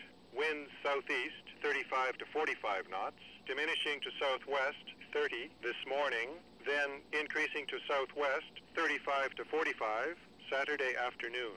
Periods of rain and fog patches changing to a few flurries Saturday evening. Temperatures +5 falling to 0 Saturday evening. Extended marine forecasts for Newfoundland issued at 3 a.m. Friday, January 5th for Sunday, Monday, and Tuesday. East Coast for Sunday, winds southwest 35 to 45 knots, veering to west 35 in the afternoon. For Monday, winds west 35 knots. For Tuesday, winds variable 10 to 15 knots, increasing to south 20. Northern Grand Banks for Sunday, winds southwest 35 to 45 knots, veering to west 35 in the afternoon. For Monday, winds west 35 knots. For Tuesday, winds northwest 25 knots, diminishing to south 15 to 20. Wave height forecasts for Newfoundland issued at 6 p.m. Thursday, January 4th for tonight and Friday. East Coast, seas 2 to 3 meters, building to 3 to 5 this evening and to 5 to 7 after midnight. Northern Grand Banks, seas 3 to 5 meters, building to 5 to 7 late overnight. Weather conditions at 3 a.m. St. John's, temperature +1, wind southeast 22, gusting to 28 knots, relative humidity 99%, barometric pressure 100.4 kilopascals, and falling. St. John's, west, temperature +1, wind east-southeast 14, gusting to 19 knots, relative humidity 68%, barometric pressure 100.4 kilopascals, and falling. Cape Race, temperature +2, wind southeast 15, gusting to 30 knots, barometric pressure 100.0 kilopascals, and falling. Argentia, not available. Prévision pour Terre-Neuve émise à 16 heures le jeudi 4 janvier pour ce soir, cette nuit, vendredi et la nuit suivante. Saint-Jean, péninsule d'Avalon, secteur nord, avertissement de vent en vigueur. Pour ce soir et cette nuit, nuageux. Neige parfois forte et poudrerie débutant ce soir, puis se changeant en grésil, puis se changeant en pluie au cours de la nuit. Risque de pluie verglaçante après minuit. Accumulation de neige et de grésil de 10 cm. Hauteur de pluie prévue de 5.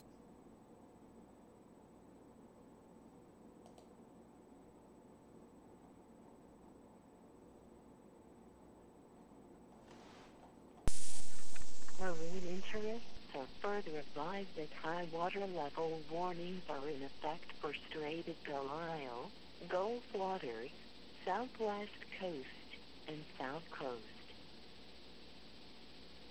Break. Wave height forecasts for Newfoundland issued by Environment Canada at 1800 Newfoundland Standard Time Thursday, 4 January 2018 for tonight and Friday. Forecast values are combined wind rate and swell heights. I've never noticed this one before. Sea 3 to 5 meters, building to 5 to 7 this evening and to 7 to 10 late overnight. South coast. Seas 1 to 2 meters, building to 4 to 6 this evening and to 6 to 8 near midnight. East coast. Seas 2 to 3 meters, building to 3 to 5 this evening and to 5 to 7 after midnight. Northeast coast. Seas 2 to 3 meters, building to 3 to 5 near midnight and to 5 to 7 late overnight. Seas subsiding to 3 to 5 Friday afternoon. Funk Island Bank North and Grand Banks.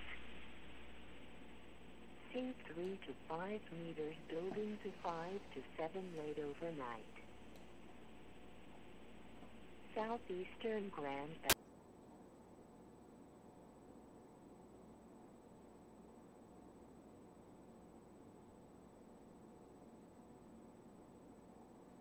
Now this is some kind of a repeater if I ever saw one. It passes one to the next.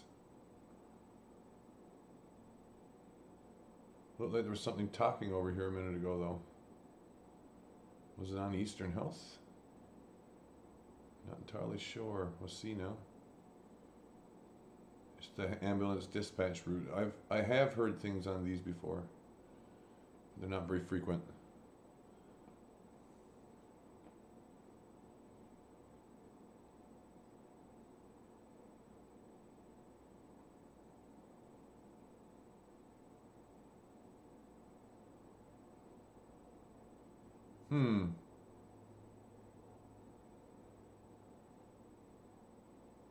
Now they're out of sync with one another.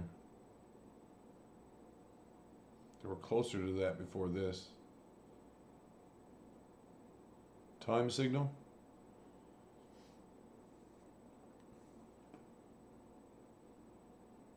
One little peak there, that's at the center of the scope, but that's this line.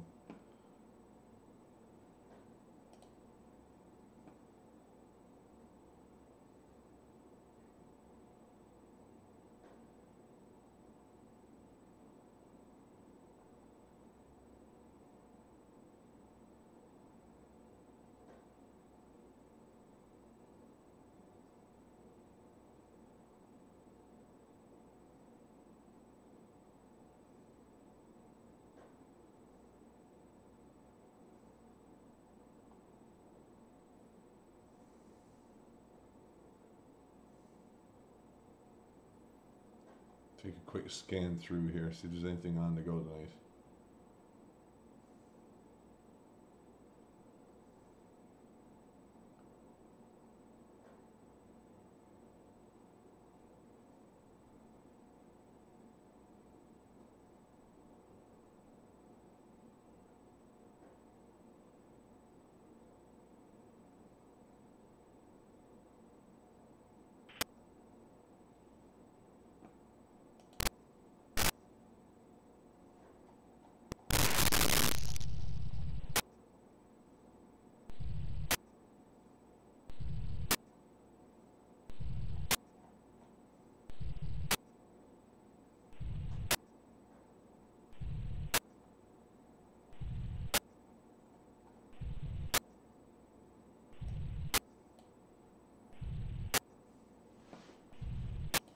Going to try something here.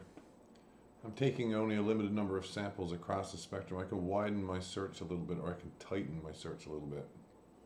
I'm going to widen it for now. Start the radio again. And that way I can see a little farther on either side of the spectrum.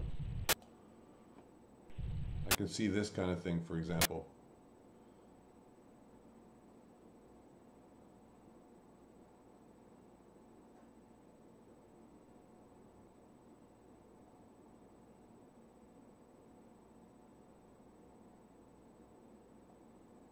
It looks like something's chattering away here.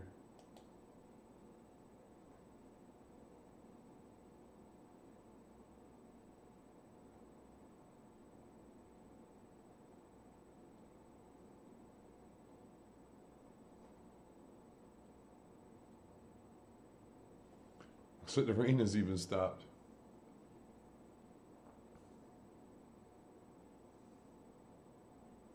Another set of towers there, probably. See lots of little peaks here.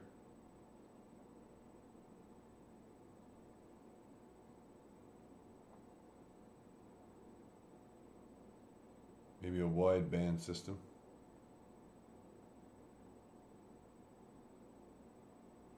That certainly looked like a wide band system there. Look. Coming up and down.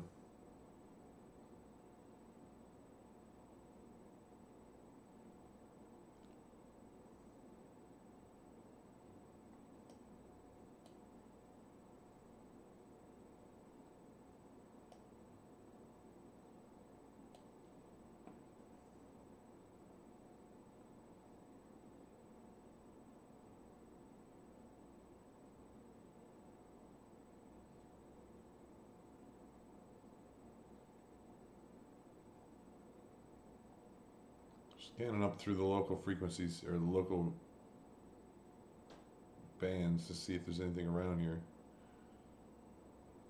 Farther out we go, the more pronounced this thing becomes. Looks like I might have almost picked up a beam there.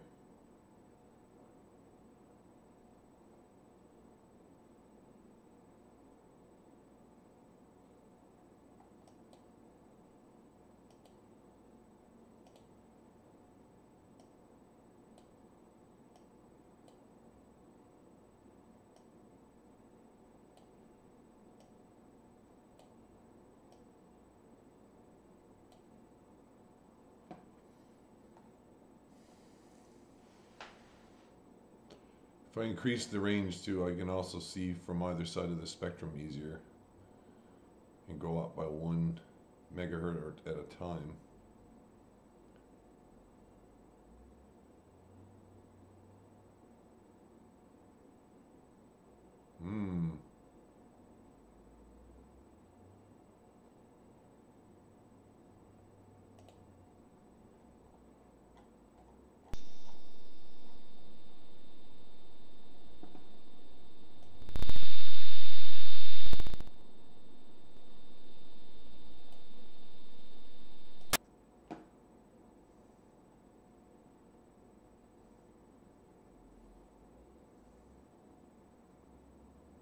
Another one there.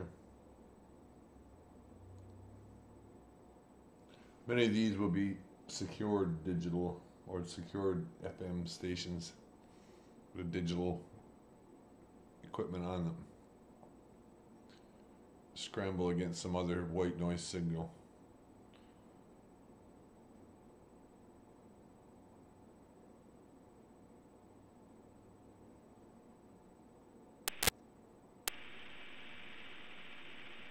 You can see how the noise in the spectrum is getting louder as we go up it.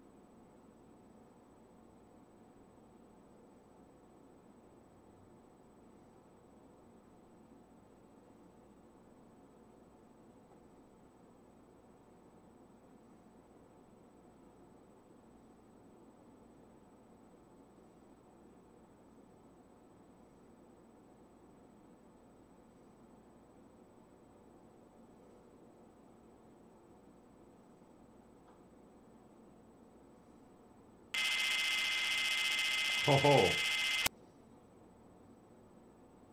might that be what's doing it? Hmm.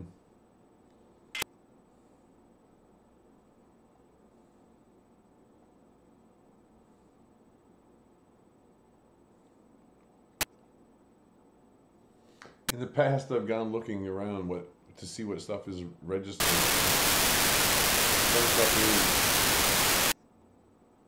Some stuff is registered as being. Look how much signal is there. It's just too much. Some stuff is registered with civil authority, right? So I could find a whole bunch of local frequencies that are being used by businesses or anything else. That's how I found a lot of the marine frequencies that way.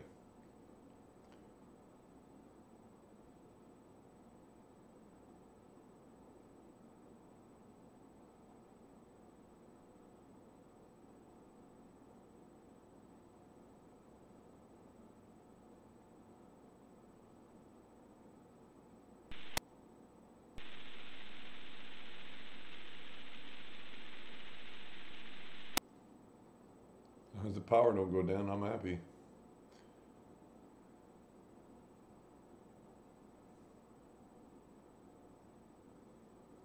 Seen a few blinks in the power, though I wonder whether it might go down.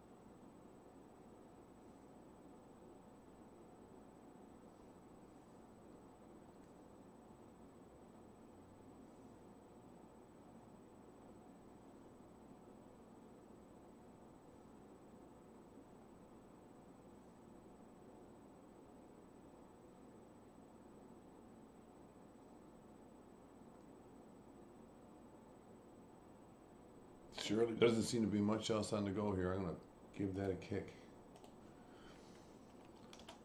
Restart my other erstwhile radio.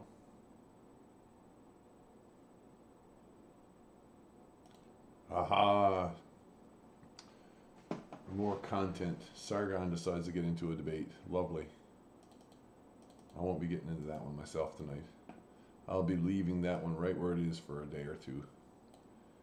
Let everything else settle down before I go poking the Sargon bear.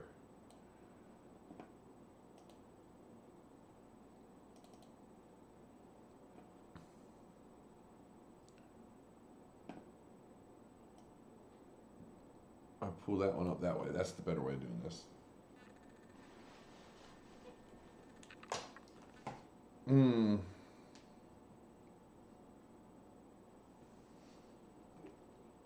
Oh, stretching. Good feel.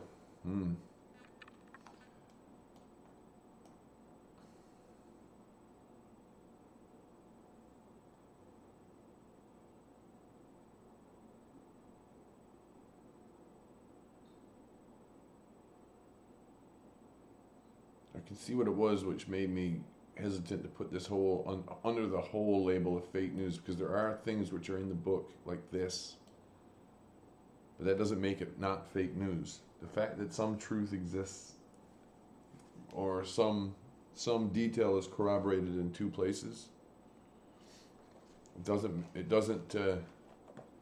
establish the total truth or the total falseness. The best propaganda is partly true. That's the point.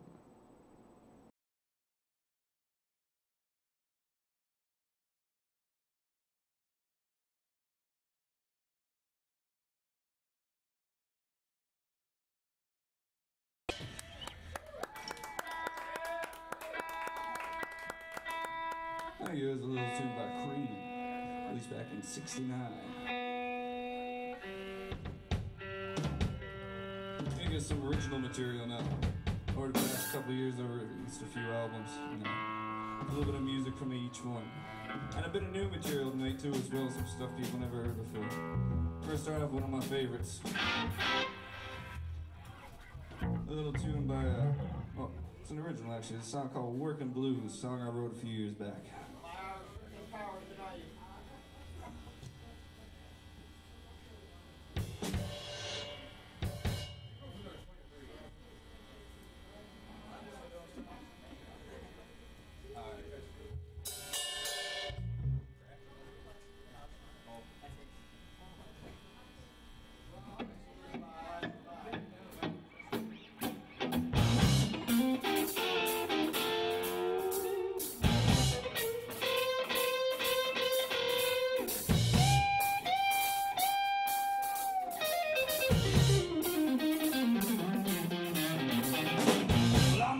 Money working on the five. I do what I can so I can stay alive.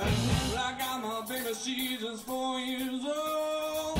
Gotta try and keep her out of the rain and the cold. Well, you see those women who just walk those streets. They're looking for a dime bag and some food to eat. But I've been working here since I was 9. Well, said I keep working till the day I die.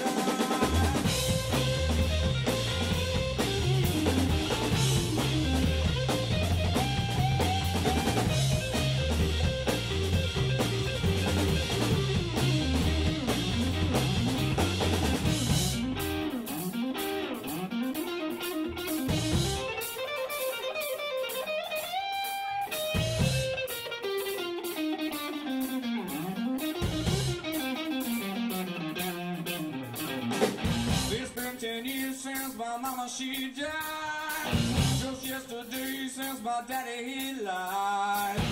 All my brothers and my sisters too, yeah. But I don't want no sympathy from you. Well, just last night I drank my last bottle of gin, and I don't none of you can forgive my sins. The devil's smarter and hell is getting hotter, and I don't none of you can walk on water, yeah.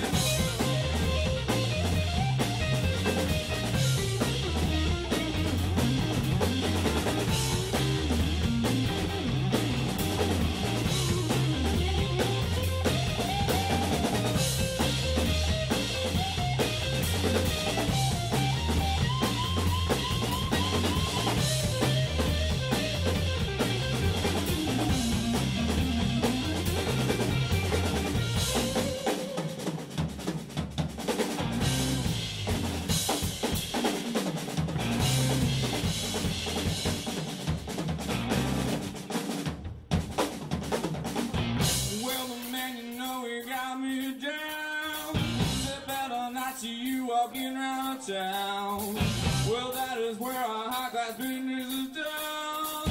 Now go on home, boy, you better run, run, run. Well, I made my money and I worked my fingers to the bone. Now saved all my dollars so I could have a home. Well, I've been working here since I was 9, yeah. And I keep working till the day I die.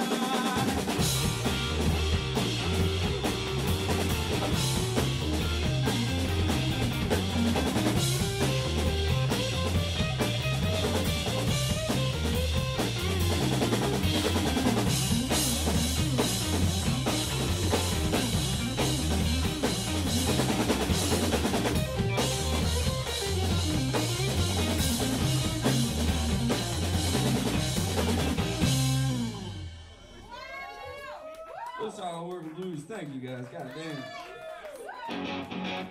We're gonna try another original now. A little song called Blame.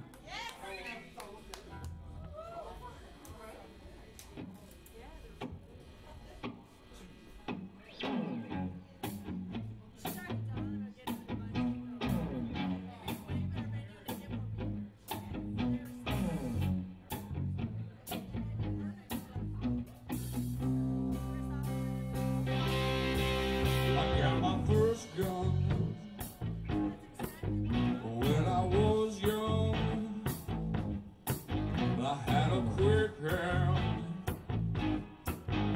and a quick strips on. Life wasn't easy, but I got by. I learned my lessons, not on the first try. Yeah. I got no one to blame. Well, I got no one to blame. Yeah, I got no one to blame.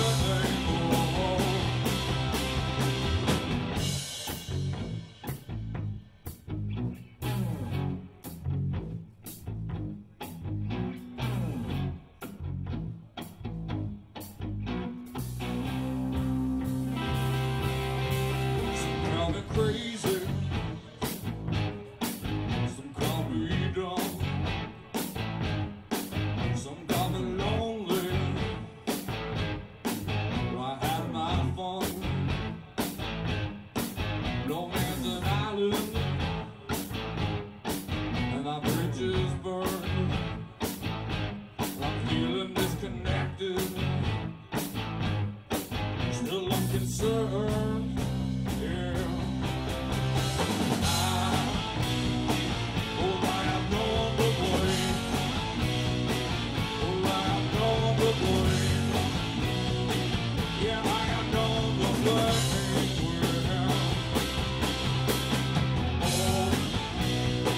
Oh, I have no one to blame. Oh, I have no one to blame. Yeah, I got no one to blame.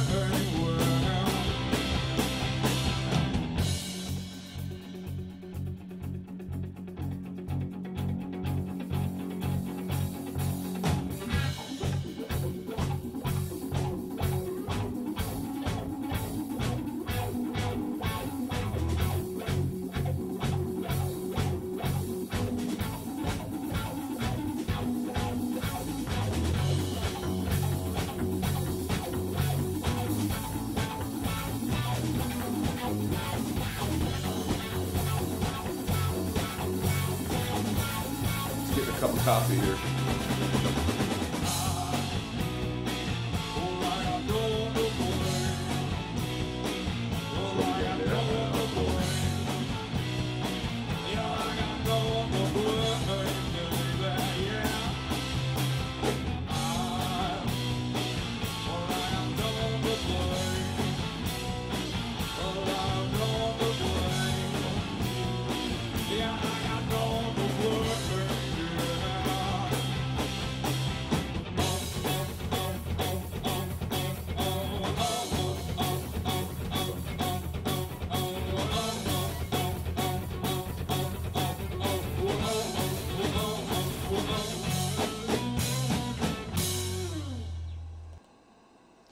Oh, Chris Osmond's Blue Mood. Chris Osmond's Blue Mood. What to say about Chris Osmond's Blue Mood? Gonna do a quick YouTube search just to see something. Has he got much YouTube coverage as of yet? Chris Osmond's Blue Mood. Yeah, he's got a couple. Got the Bound sessions here from 1 year ago, and then I got mine from 6 months ago. Cat's Getting Fat by Chris Osmond at the Juice Box 2 days ago. Look at that. Look at that, from 2 days ago.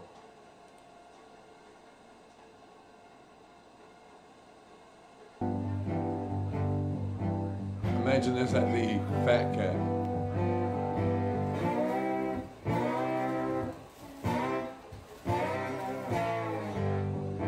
January 2nd.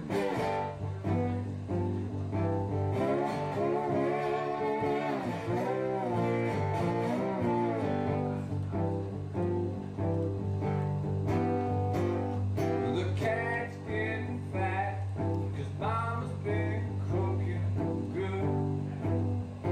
Oh yeah, I said the cat's getting fat, 'cause mama's been cooking good. Hey, look at the homegrown music, she got the best in the neighborhood.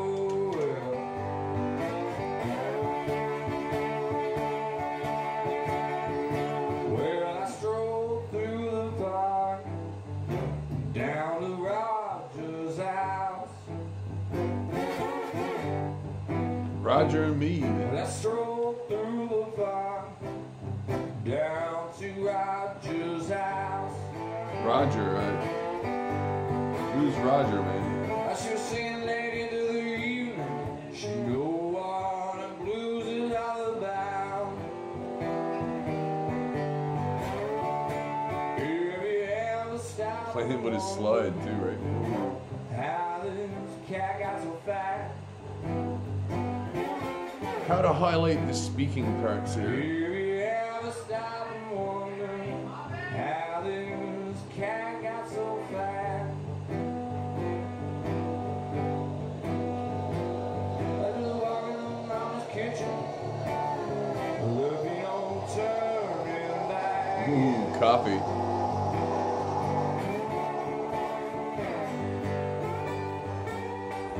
Got some hot water going in the back there. Two very clear spoken parts in this track. There and there. So that's why this is marking off either side, and I need to figure out a way that I can highlight that better. But I don't know why.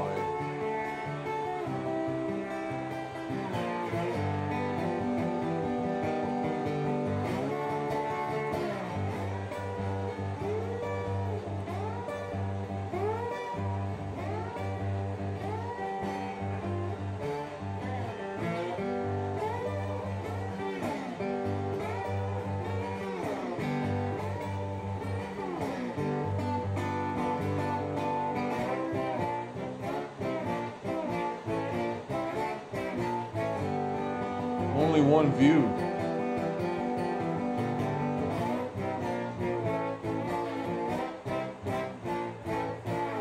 What's the good of doing it without any video? I don't know. Seems a little bit.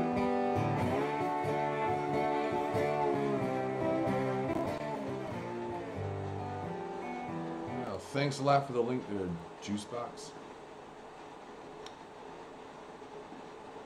I'm gonna get me my coffee.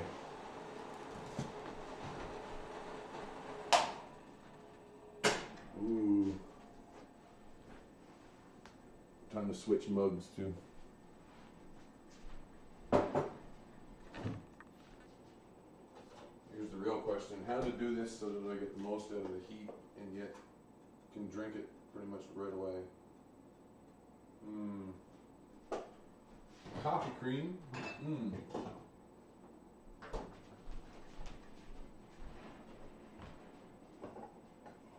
This is also in a vain attempt to avoid running out of milk in the likely event of a storm.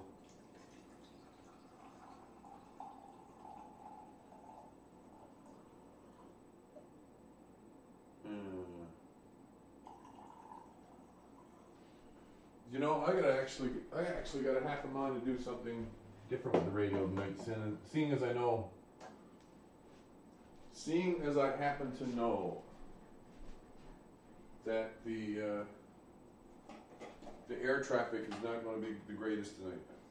Since I know the weather is going to cause diversions around the location, and probably it'll change a little in the next few hours, but now that the worst is blown over, but anyone who comes this way is going to be chancing running into what's in front of it, since it was heading that way. It was heading eastward. And it's blowing from the southwest now, so. Which means I could actually listen to radio elsewhere, and radio which probably won't even cause probably wouldn't even cause a huge issue in terms of the content strikes and the like.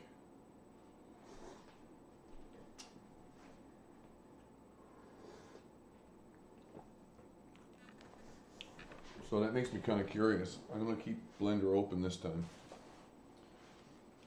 I haven't got Dump 1090 open in a web interface. I'll keep this down here for a moment. Make it small. Seeing as it's not loaded. Okay, what have I got loaded? Blender's in memory. That's going to be a shit ton big. Let's give this a smack. If this don't cause a crash, nothing will. I'm going to do what I did earlier and turn this back down to a smaller sample rate to save memory. I'm only going to be looking for an input rate of 1 megabyte. But it's outputting audio to the right rate, so this shouldn't matter too much. I'm going to go looking for a specific channel.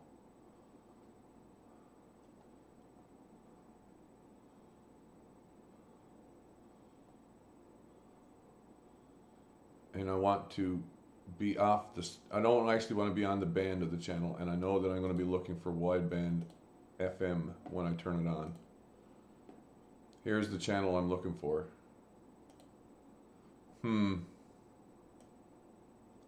Pretty quiet. It may actually be off the air right now.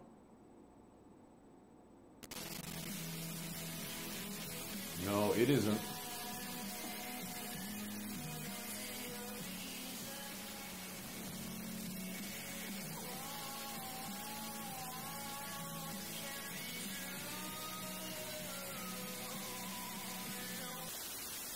But yeah, look how much I got to turn up the squelch in order to even hear it. Eek, yucky, yucky, yucky. Not what I wanted.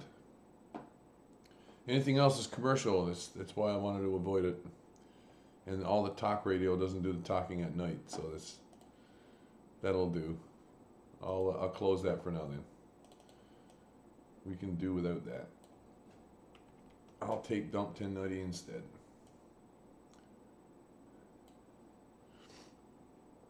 That was the university radio station, by the way. That's why I'm kind of curious as to what I might hear on it, if I can hear it at all, and perhaps most importantly, whether or not I can get away with content strikes that way for stuff that doesn't need that doesn't cause the same issues. Oh, but hearing the politics on the university radio station, that could be quite interesting. That could be quite interesting. So what I need to do here is figure out a way of highlighting who is speaking for each of these speaking parts. I'll quickly unhide it. Fucking hot box. Dirt here tastes like shit. Can't remember which one of the two says what here.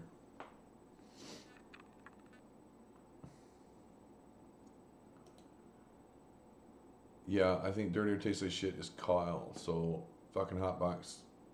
I could have like a little pop-up arrow or something.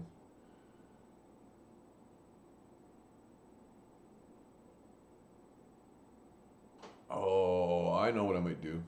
I got an idea. This might work. I've already been using this one for straight pictures. The Straight Graphic Elements is the name of this project, or this scene. I'll put this one up out of the way here so that I can create a new one. It's going to be a text object. I'll move this all the way over here so that I can get at all the various boxes and interfaces and stuff for it. I want this text object to be an expletive. So how do I do this right? I need like one of those, and one of those, one of those, one of those. No. Anything upright and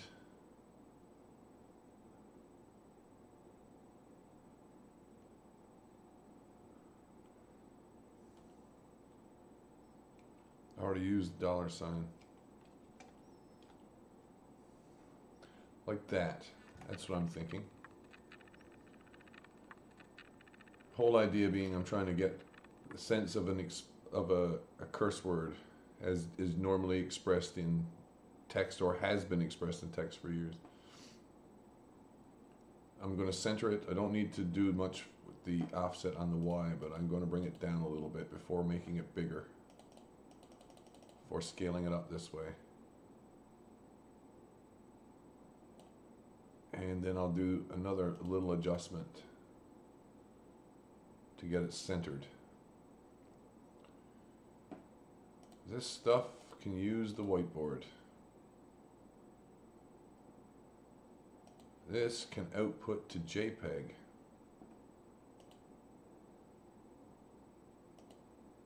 and a JPEG at 95% quality. Alpha's transparent. Right now it's ray tracing with alpha sky would be better.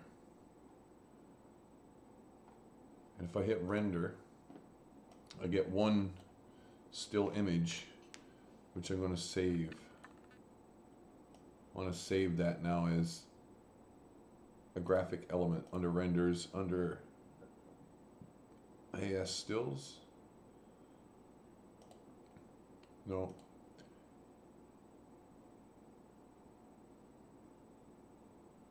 Focal work video is under video.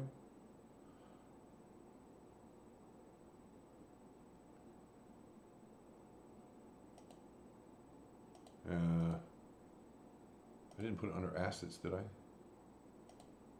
No. No, that's all the work for Charlottesville there. Under render. Under stills, AM sniper elements, where arrow is.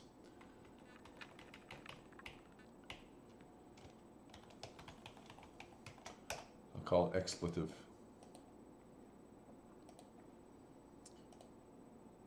Video editing. So one expletive, the other expletive. It appears in two positions during the length of this cut. I'll unhide it, Alt H for a second so that I can quickly snap to it.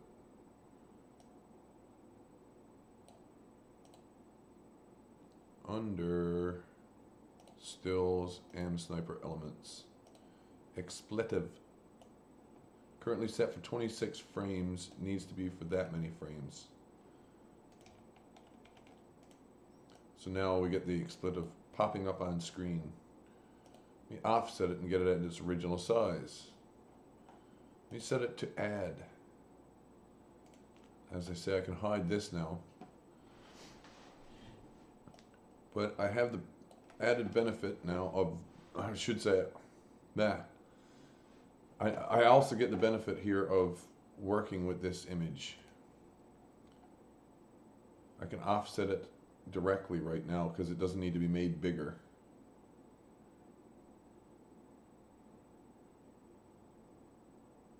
And really, I know I'm going to be doing it twice. So whatever this length is, I'll be doubling it at least once. And I'll start that process now by merely getting one of them. Whoever speaks first, this is his speech bubble. And I think it's him.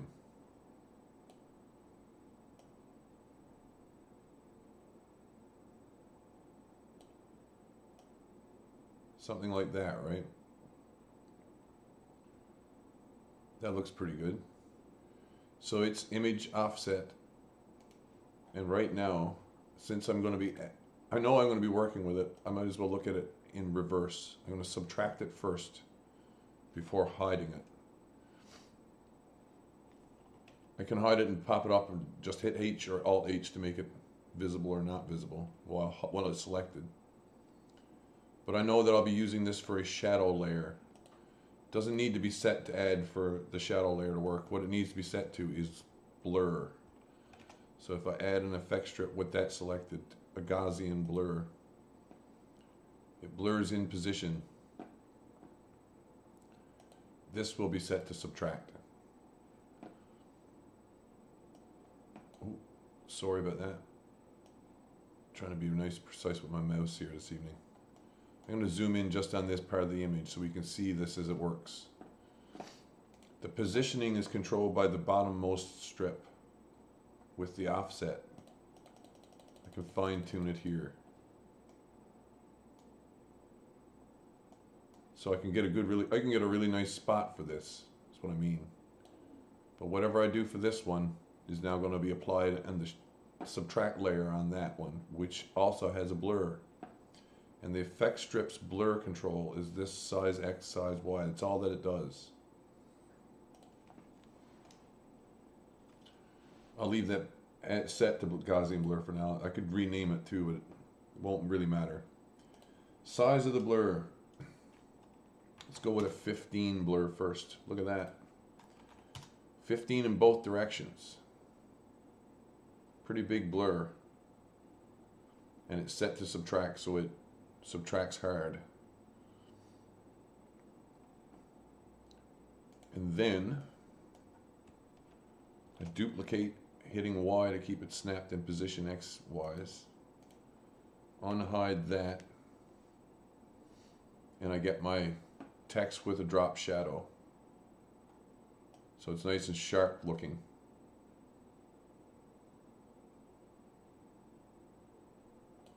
Doesn't matter so much on the one in the rear there, but it matters more for the guy who's going to be in front. How do I get him? Well, I do much the same thing. I'm going to duplicate this layer. Could even duplicate both of these and snap them back. This one needs to be reminded to update.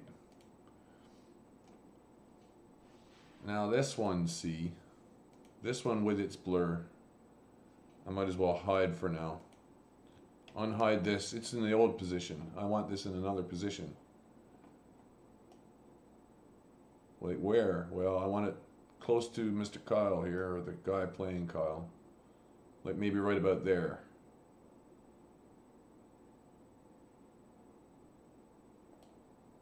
Maybe even over here a little more. That might be difficult to see if I didn't add the drop shadow layer. So, which is exactly why I've been adding them when I do this kind of work. You can see here how the drop shadow doesn't do the same job on this as it did on that. Let me show you why. I'll set it to add. Let me show you why.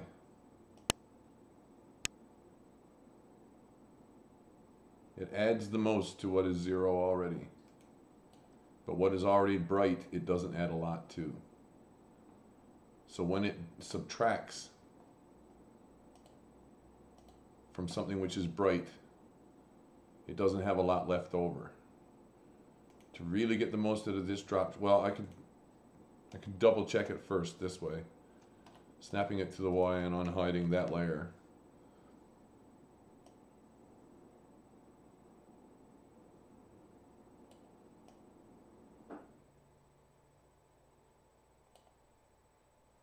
And I can hide this to get an idea of what it does. Certainly does pop it out a bit. Grab on the Y. Anything else I can do to help that? Well, yes there is. Grab on the Y. This is a thick blur. This was set to 15 or something. I'm going to set it just a little higher to 17. But now I'm going to add a second effect strip, also a blur, a secondary blur. And this one will be set to something much tighter, 11, 11, and also to subtract. So now if I hide this one, you can see what happens when I add two blurs, or I'm sorry, when I subtract one blur and then another blur from it. I get the same sense of deepness off of a bright part of the image. And that is necessary in order to get a good drop shadow around some compositing, around some composites. But now this whole effect, well, at least now this sequence starts to work like I wanted it to work. So now I get this. He says something, the other dude says something, and then the guy in the background, the voiceover, says something. Number 2.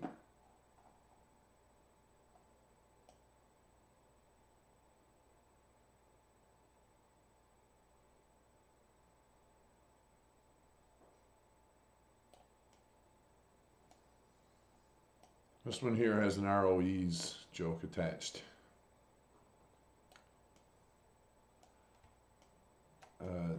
Something about ROE needs to be on screen here, explaining what ROE means.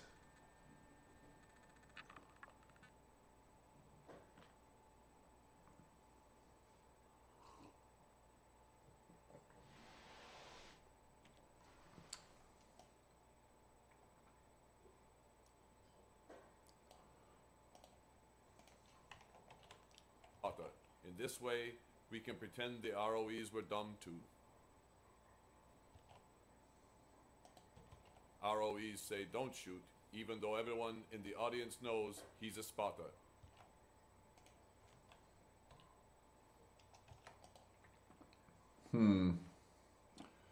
This animation seems awful slow to me.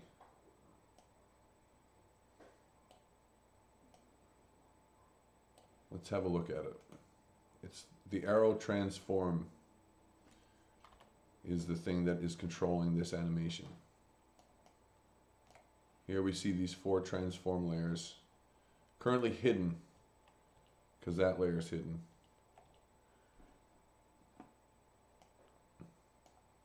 We see how the smoothness of transition is determined entirely here. So if I want this to happen quicker, the real thing to do is to make it happen quicker. Like perhaps by here. How do I make it happen quicker? I'm going to box select all of these end points. And now snap them to the current frame.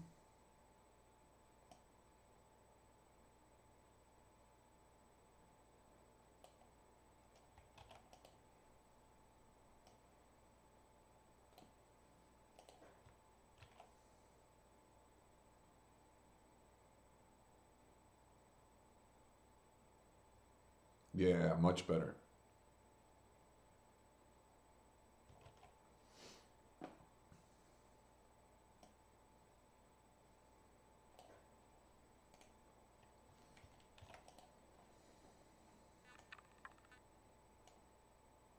Certainly this could be much smaller this way, shouldn't it? Maybe that was my mistake.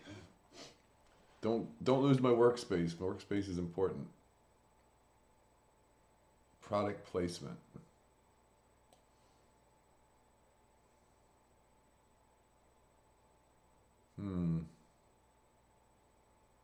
There's a combination clock and compass there, or what? No, it must be just the compass because he got a clock on his wrist. Weirdness, weirdness.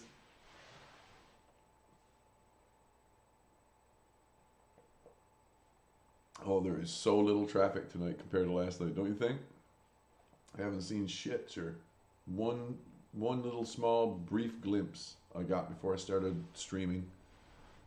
And we didn't even get a single location update for any air traffic. Not one.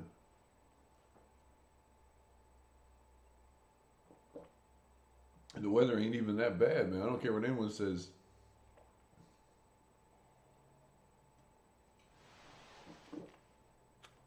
Oh my goodness, the coffee is great. It's just hitting the spot. How to highlight the product placement here.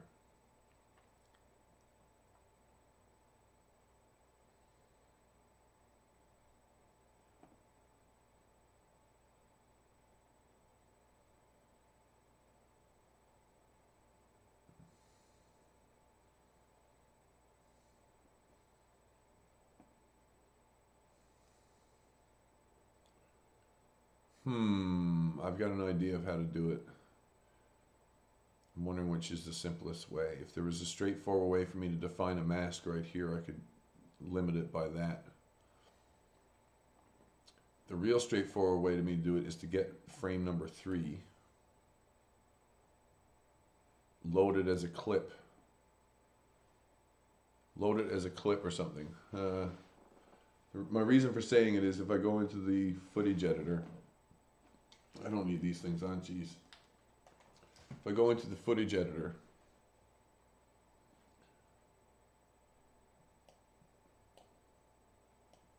which would be this window up here, clip, video sequence editor I'm already in, but movie clip editor or UV image editor. I have a choice for how to work with clips. Let me see what the UV image, will this allow me to actually draw and define masks and stuff? This is grease pencil. Drawing brushes for grease pencil. I don't want grease pencil. I want, yeah, only get grease pencil in here. Movie clip editor, different. I have to step off frame for a second. I shall not be long.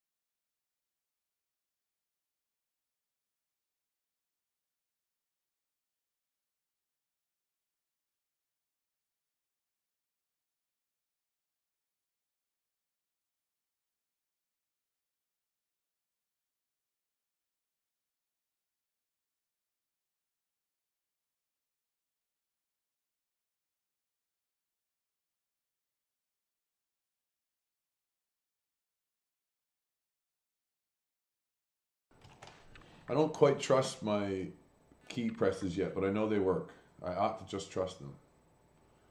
They should work. They're gonna work. Nothing on the old, nothing on the old thing here. I'm looking for clip number 3.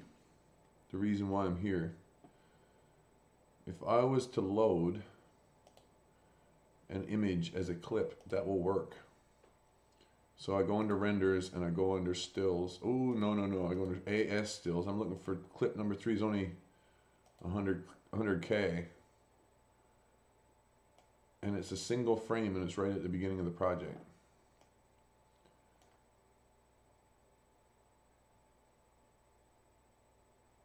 Oh.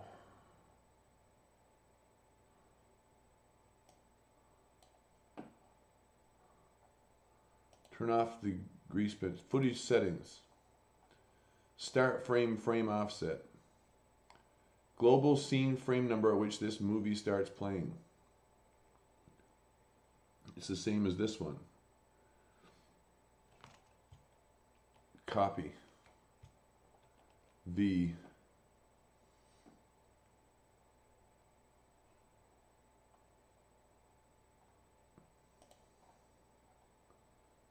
Objects, plane track, tracking settings, camera lens, display.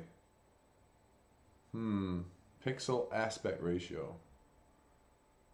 Or display aspect ratio. Footage information. This might not be the best way for me to go about it. Oh, it updated. It updated. Great. It only pops up for 1 frame right now. Because it's only 1 frame long. But I will want it at least at this frame. Under this window, you can see we have a track setting, we have a solve setting, we have a grease pencil setting. I don't need any of those things for this.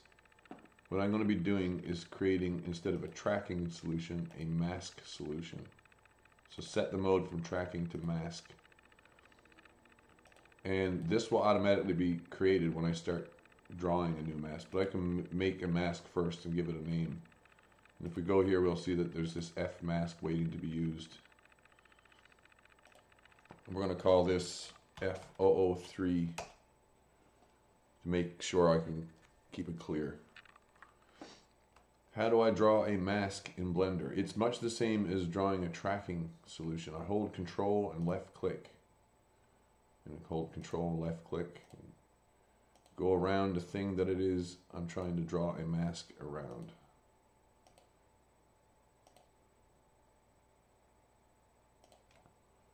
And then I can select all of these and make it closed. Oh, this is all grease pencil stuff. Mask. Toggle cyclic. It will join the end. Switch direction stuff. That none of this really matters right now, but I could also add masks by shape here and then change the shape or merely hand draw them. This mask doesn't need to be too terribly tight to the image that I'm using, like I'm drawing a mask around, but I can also now grab and select these points and fine tune them. I can even make them into curved line masks, like Bezier masks, so that there's a real nice, there's good detail being preserved even though it's not terribly precise.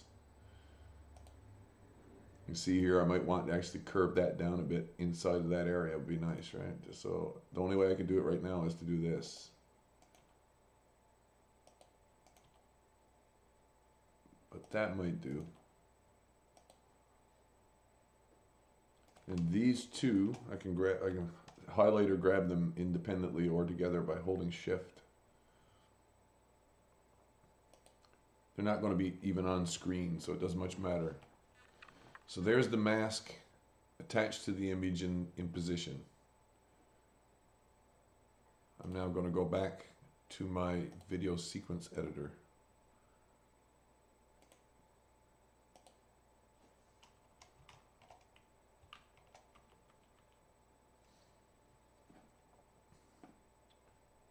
What do I mean to do?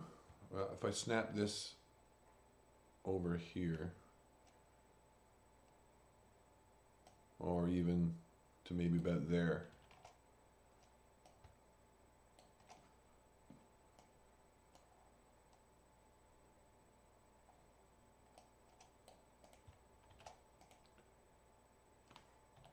Grab on the Y. It'll fit there, yeah? Okay.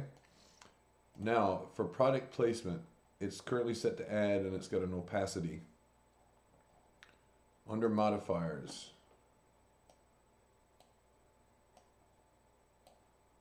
a strip modifier, mask. I can use a mask too, and it's currently defined right there on F003, which is loaded as a clip, not as a part of the project directly.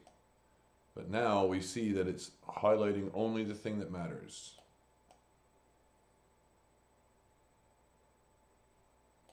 And for a short period of time, it doesn't need to be too terribly obtrusive or anything. Right? Very, very simple, very, very effective. Very, very quick. Product placement I shouldn't be afraid of product placement. That's what I think. I need to add text to this one. I need to add text to this one. More voice acting. What did I do in this one that I thought about doing in that one? We have here a strip subtracting a color rather than adding a color. This one adds to get that. I could do the same thing here. Change it blue or green, right? Depending on what the color you're using. I could go that way. I could also multiply it, but it ignores the mask when you do. You can overdrop it. It's set to opacity, and it's plainly overdropped to blank it out. I can cut it out that way, but I'd much rather highlight it that way. And then turn down the highlighting. Even turn it up. Like make it glow or make it turn flash on and off. That's doable. Maybe I should do that just to show how easy this kind of thing is when you use the graph editor. let's suppose, for example, at the beginning of that 1, 2, 3, 1, 2, 3, 1, 2, 3, 1. 1, 2, 3, 1, 2, 3, 1, 2, 3. That's 3 seconds and 10. 3 seconds and a quarter. And a third, I mean. 3 seconds and a third for this animation. Should I want to animate it? I've only got 3 seconds to actually do anything with it. But I could make it blink during that 3-second period. And here's how I would do it. I'd set a keyframe here, a couple of frames in. I go back to the start frame, set a second keyframe there, hit home. Now it shows me the curve up and down.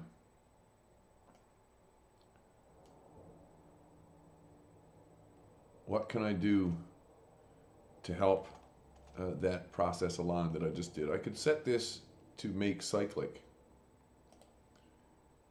Ah, close. Close.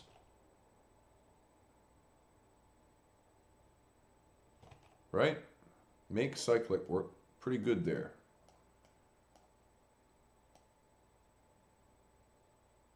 Gets brighter, then it cuts and gets brighter again. And if I want to change the curve, I don't want to change the timing. I might only want to change the curve of how fast that gets bright. I hit G on that one handle, hold on the X. All the cyclic curves beyond that point follow.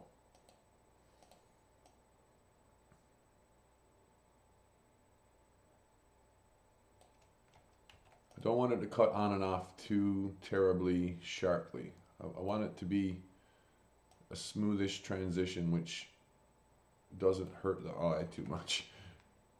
But I want it to be bright and stand out too.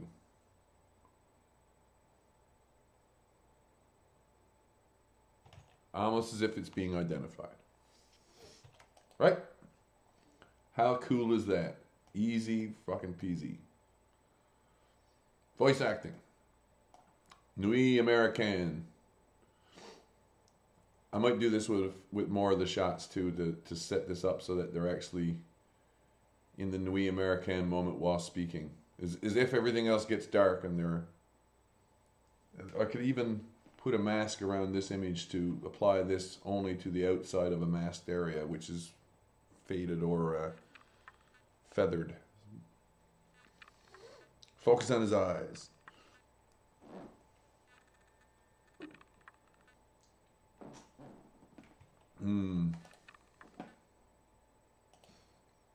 Looking at the time of the night here. I imagine it's a good moment for me to take a hoot. Height of the contents of this strip after the handles are applied. The length, sorry. The length.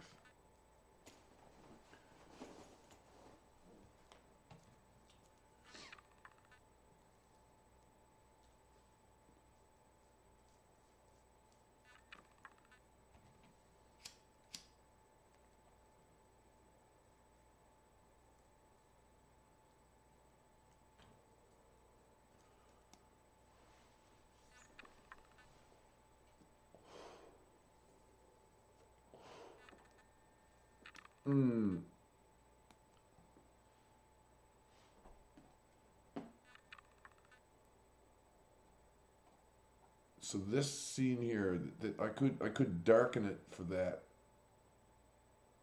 That's what I'm thinking. Make it darker, and then release it.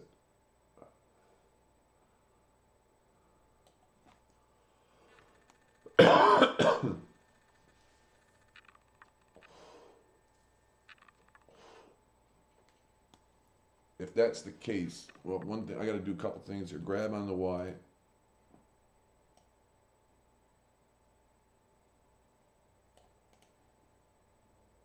I know that I want it to be that dark when this starts.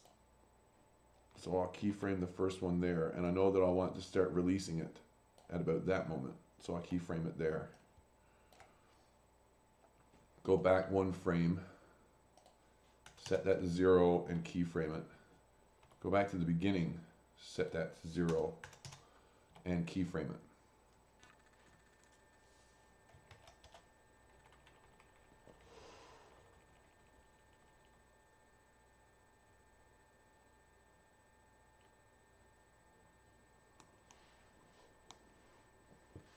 Now, if I don't like how dark that is, I could release it or I can make it darker or lighter.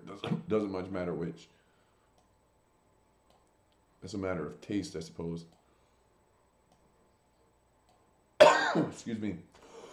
But here is the both sides of that transaction, the up and the down. And it's only at 30% right now. As in 1%, or value 1 for this move, is all the way up here. And this is what happens as I get closer to it. Doesn't much help after that point, like where it was. So I've lowered it.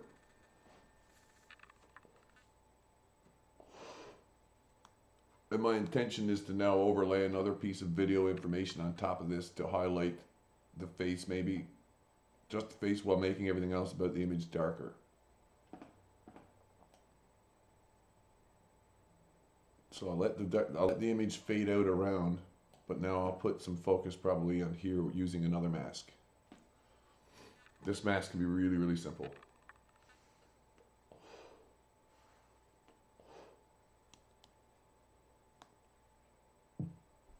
Could save myself some problems actually by doing a mask as a still image in this case, rather than using the still image itself. And what I'll use is I'll make a guess with a circle object. Can I set it to filled? Excuse me.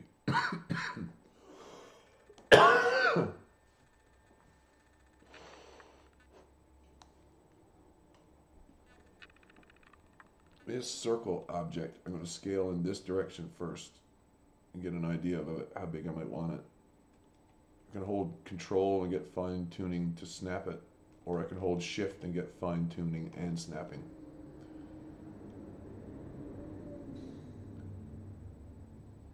Something like that, wasn't it? But on the X, wider.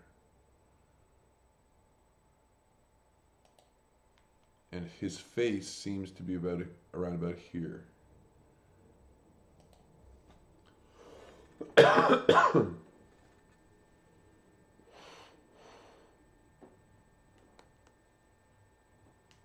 Oh, truth. I'm going to actually change that back. Maybe you'll see why. Maybe you'll see why in a second. If I go to Z mode here, this won't fill, or I got to go Tab and hit F to put a face in there. I'm going to set it to whiteboard.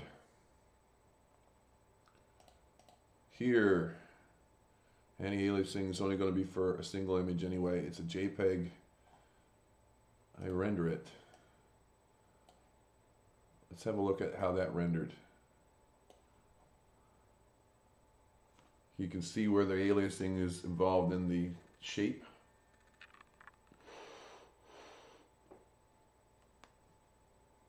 But this won't matter too much. These corner points are going to be blurred away. So I'm not too worried about that. F3. This is going to be eye mask or something. This is going to be... let's call it face mask. Might as well. Excuse me. Really, it's face and eye masks. Back to video editing. This voice acting layer, therefore, is going to go up one. And over here, I'm going to be loading face mask and setting it just to H. And setting it to subtract. No, not setting it to subtract. Yeah, setting it to subtract.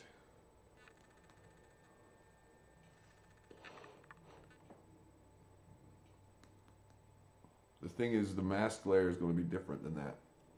And I'm going to be overlaying that on the very top. I also want to shift this back See how the control points went with it? They're physically locked to this strip size, not to the timeline absolutely.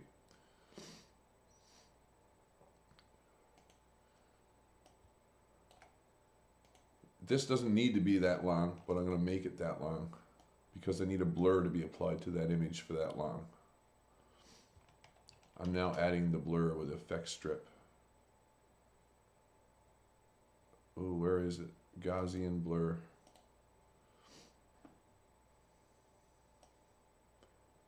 We'll be able to see this as it happens now. Here's the blur's controller or controls. I want more space in this bottom one. We were using about 15 beforehand. You can see it softened the edge but not the top. We could use a different number top and side to soften it one way or the other. In fact, we can use quite a large one in one direction in this case. Maybe even a longer one than that. But it's going to take a while to render this, which is why I'm trying to limit the spaces and times that I'm going to be doing anything computationally difficult. That's pretty good, I think. And if I put this grab on the Y above a layer, grab on the Y again, and set this to subtract, that's what I now get. But if I were to hide that and tell this to use it as a mask, what strip? Well, Gaussian blur 003, GAU, GAS, no, GAU, Gaussian blur 003. Aha!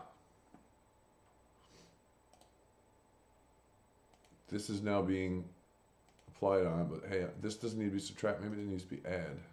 It didn't work. Multiply is going to get them together.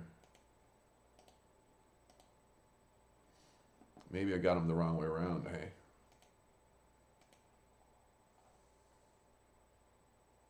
Well, let me invert the colors. Reverse, deinterlace, flip.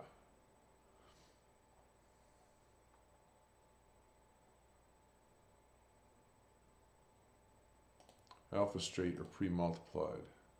Won't matter, straight for now. Color space is what it is.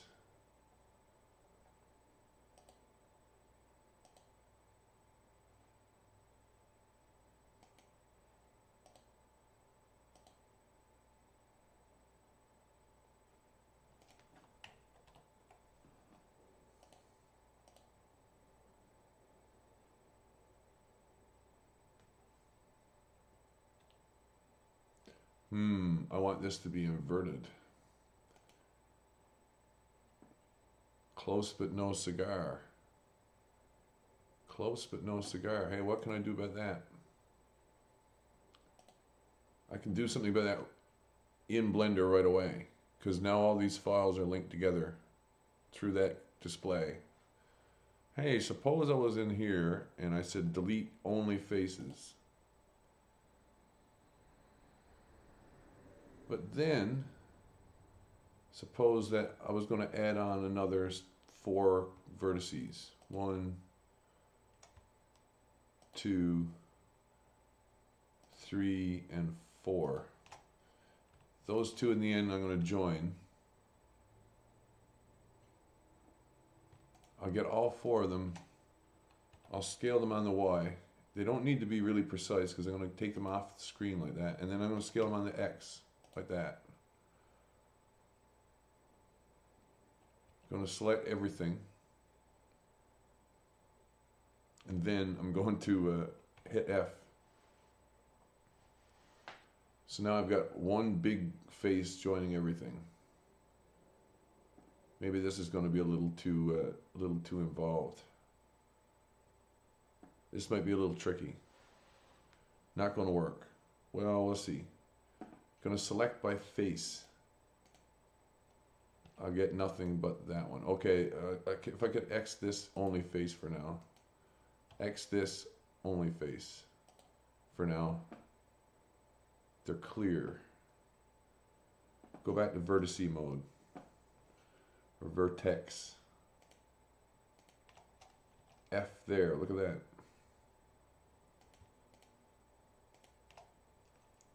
F there. F there. I'm limiting myself to 3 every time for ease of use. That one, and that one.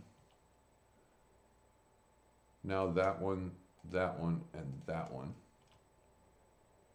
And I got to continue around the curve.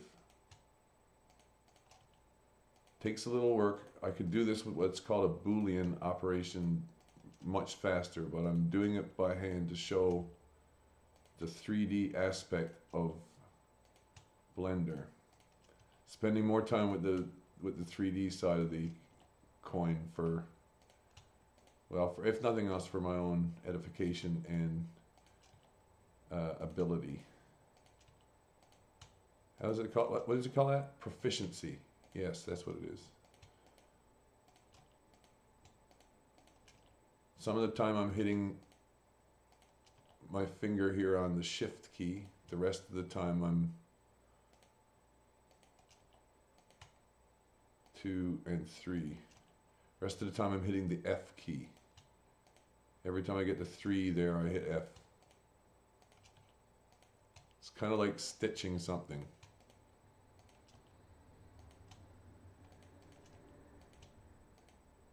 I know that because I was a scout. Scouts learn how to stitch shit, that's for sure.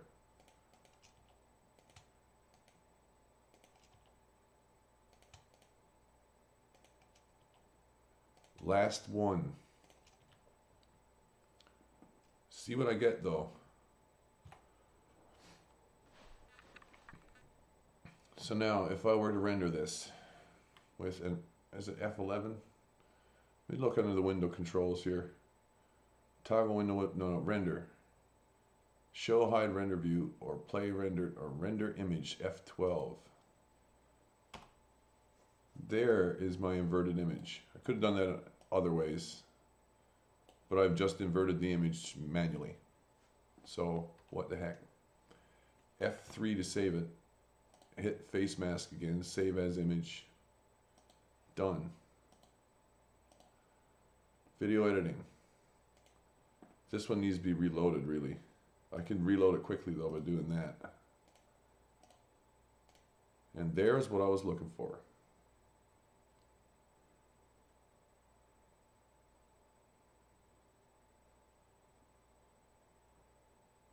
Is this a little bit big? I don't know. I don't know.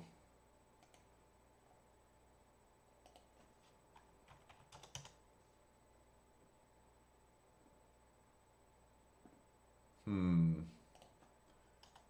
go back down about 75 and then I'm going to try this. Grab on the Y. This blur is going to need to be, I got to remember the blur. I'm going to keep it there and in the stack. And this is still set as the mask for this anyway. But I'm going to try a second option with the image first. I'm going to hide that. Oh, not hide it. Here's the image I just loaded. Or just created. Make it its original size. Image offset. Oh, it's rendering at proper resolution too. Ooh. Was it really? I gotta look at that again. No.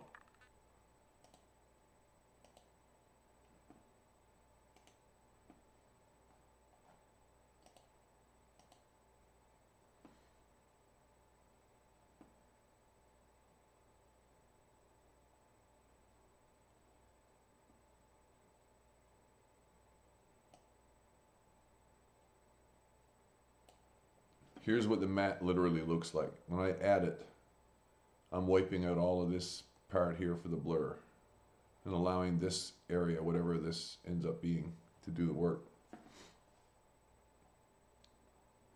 But first, That's why it wasn't working. That's the actual size of this mat when I rendered it. I didn't want a really super huge mat, but I need something that I can work with, move around, position, perhaps even rotate.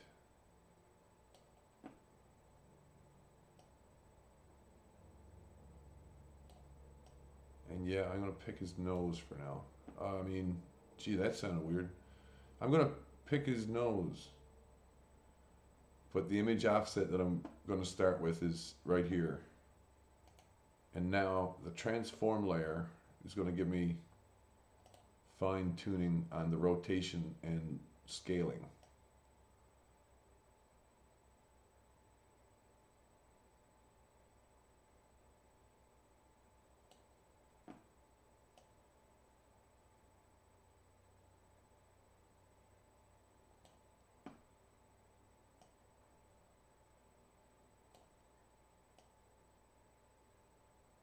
And I can fine tune move it here as well.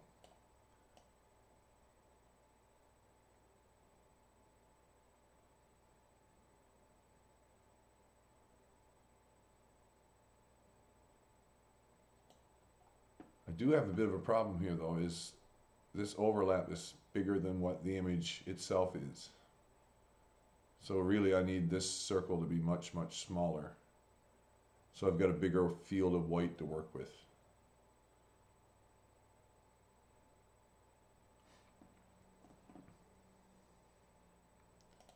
Back to here in default. I'm going to double it. This is a third of the size of, basically golden ratio time. This is a third of the size of the full image for the final project that I'm working in.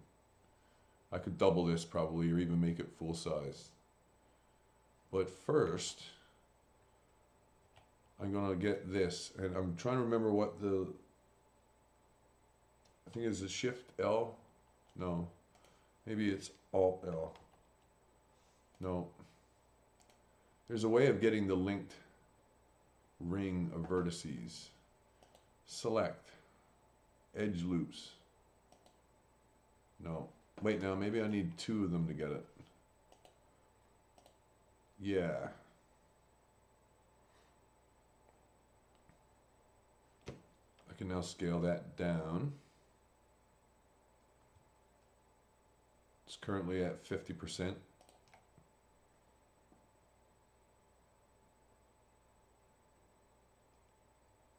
I could even scale that again by 50% by hitting 0.5. That's probably a little too much. I'm going to fine tune it here. Let's say 73.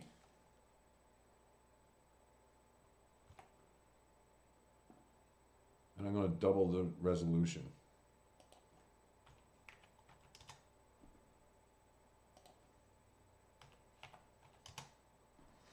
Which maintains the aspect ratio, but now gives me many more pixels to blur around the edge.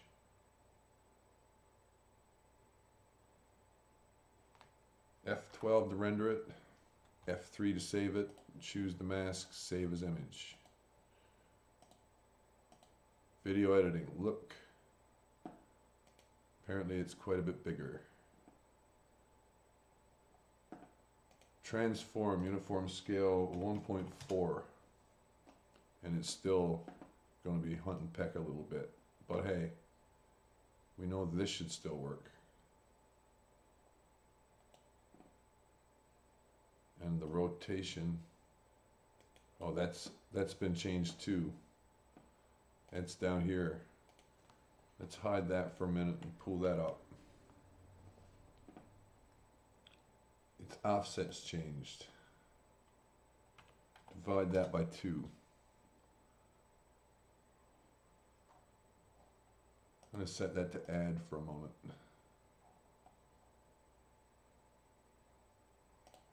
And also by 2.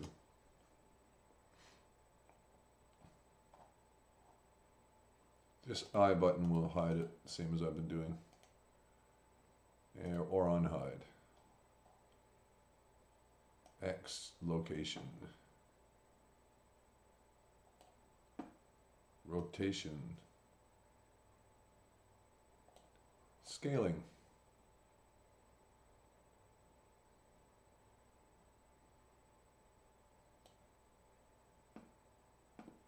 And also, I guess, quite obviously, I've got the fine tuning to get on the edge of the screen right. It's, again, about half and half on top and bottom, and then I start scaling it back. And allow the blur to do the work. Just a little on the edge there, I gotta scale it up. One edge or the other. Little fiddly, but worth the effort because it's something to keep the eye occupied. The little corner of the edge shouldn't matter too much.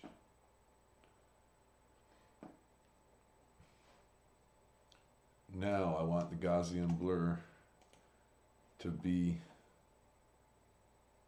well, really I want it to be referring to this transform layer and not to face mask.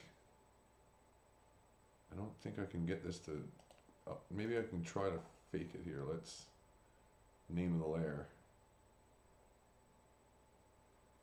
This is going to be mask 003 transform. Oh, haha. Copy that. See if I can't get this to just paste. No update. 7523. That's all I need to know. X. Shift A. Blur was an add blur. 75. 23.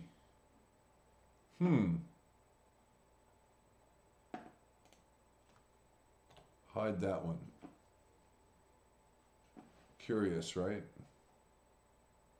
Just a little bit of problem with the edge because there's a blur already or something. I don't know. Easily fixed on the transform layer.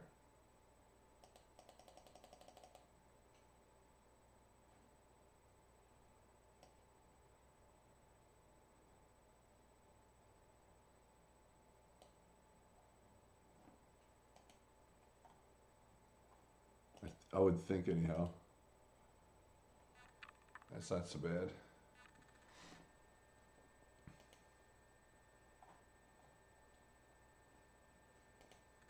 And we hide that one. And in the modifiers, get Gaussian blur again. Let's start typing it in. Unhide it.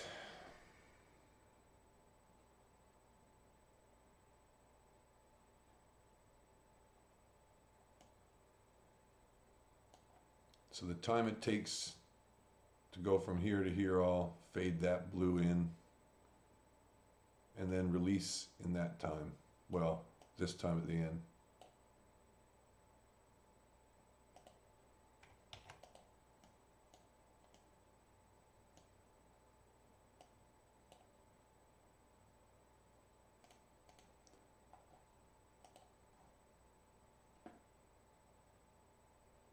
Voice acting opacity.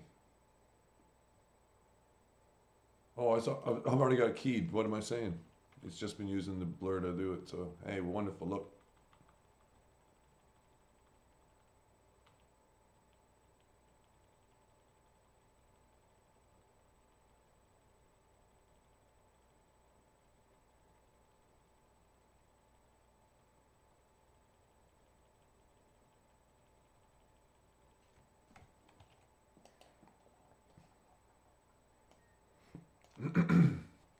Excuse me.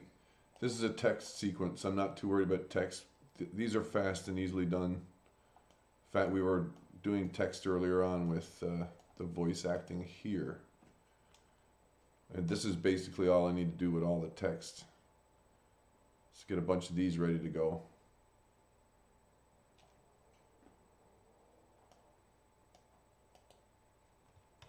Let's save it again. What point of the night am I at? Ooh, 3 hours downrange. I should probably reset and start another one.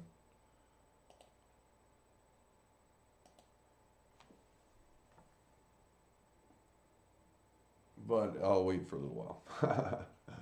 I'll wait for just a bit. So that's that, and then back to regular. Trying to keep a minimum to things that are going to be adding cycles to the render time. And this is also a good place to perhaps think about putting text on screen and using the darkness to my advantage.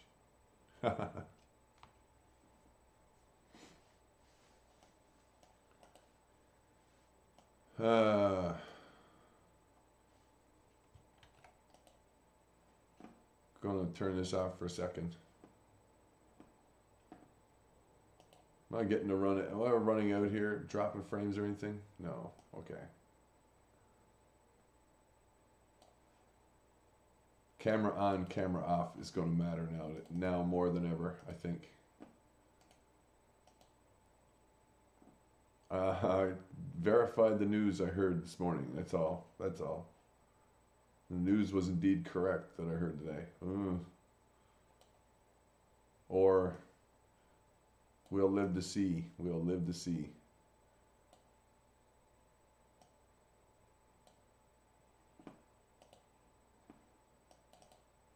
Chat is open. Anyone's joining me in internet land. I've got a eye here on one side on my radio reception.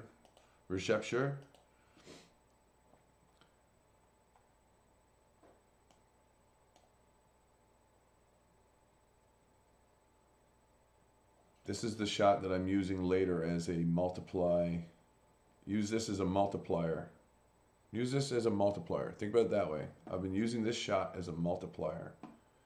There is an obvious, if I was to, I'm going to show, I think I should probably do this when the voice acting ends, or as the voice acting starts, I'll turn this effect on and then overlay it more than once as the clip goes on so that it becomes really, really clear that there's an image partly formed here through the brightness of the image, and the kid's also forming that same shape.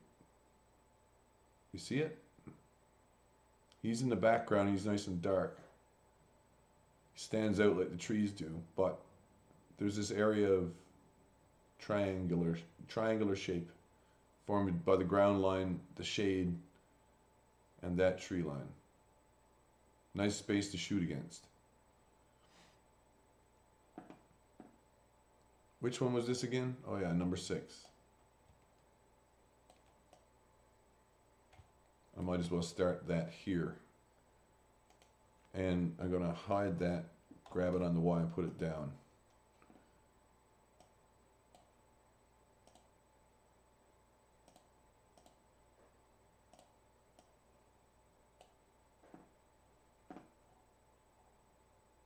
I've loaded this one a couple times already, but offset the image. I forget what the image offset amount was, but it was done at the latter part here. I could have copied that one.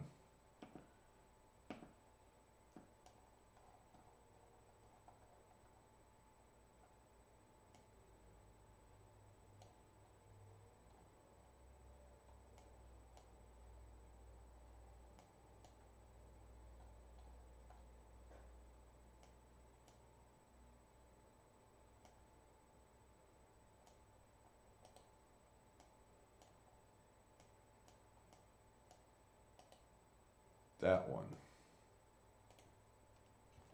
Duplicate. I'll put it all the way up there at the top part. Keep it highlighted. I'm going to keep it like right click highlighted. Make my way back to the beginning where I am.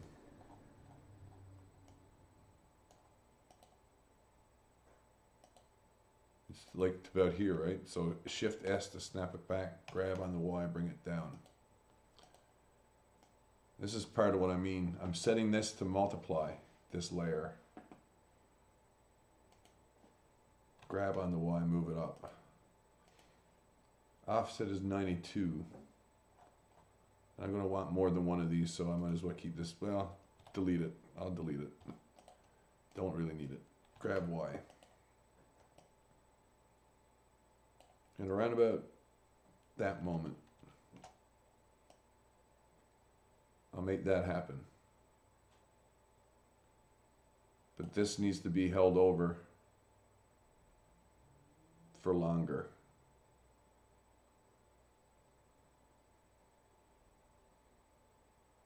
Or it needs to be stepped, not so much as faded.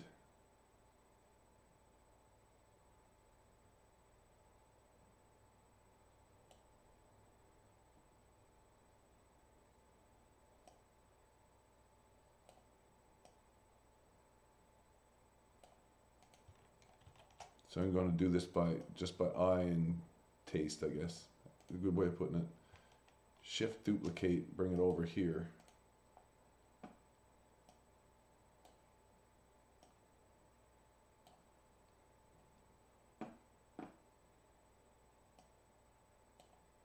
I want to see its curves because I don't actually need them right now. I don't need both of them. I'll get rid of this one, which won't affect the first one. But it gives me it gives me the same value now from this point onward, holding it.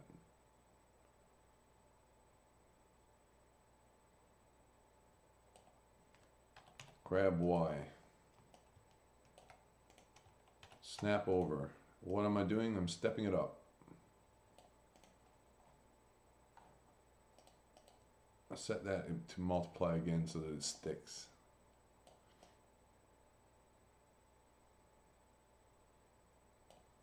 That's what I'm doing.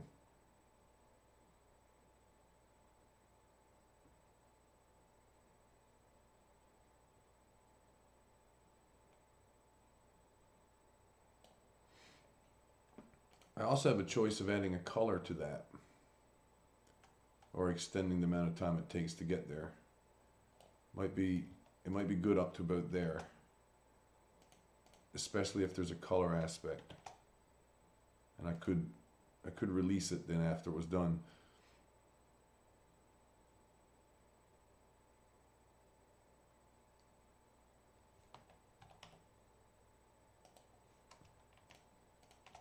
Grab Y. If that's the case, I'll use this as a mask, I think, for that layer. Alt H.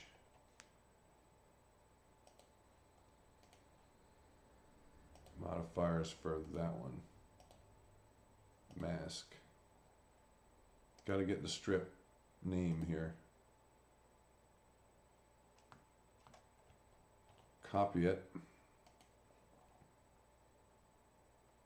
Under modifiers and paste it.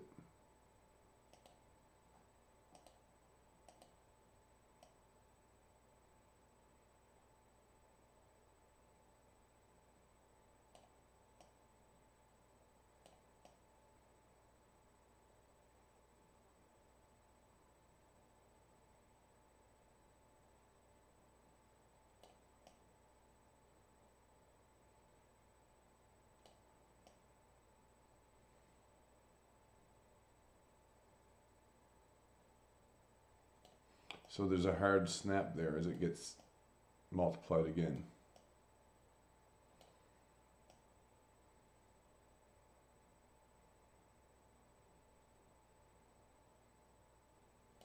I'm thinking about how else I could do this, and maybe if there's other ways for me to... Now adding won't help. Adding nor subtracting.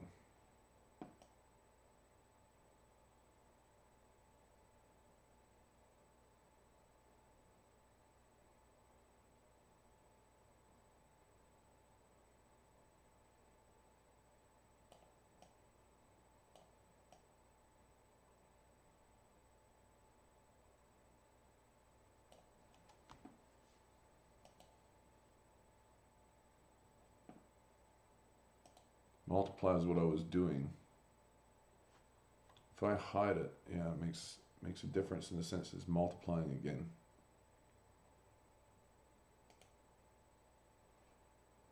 This.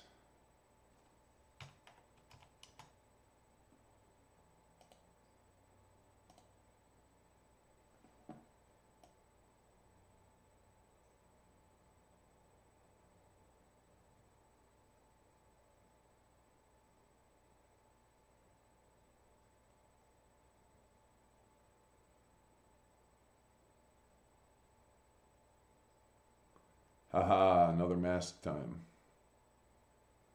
Product placement.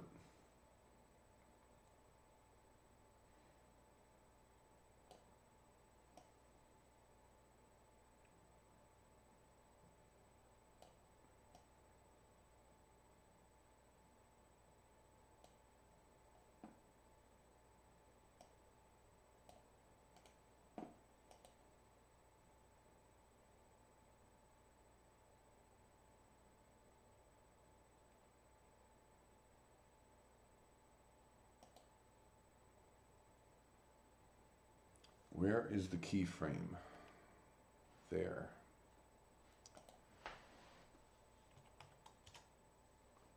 Because I could change that opacity and keyframe it at once and have it stay there.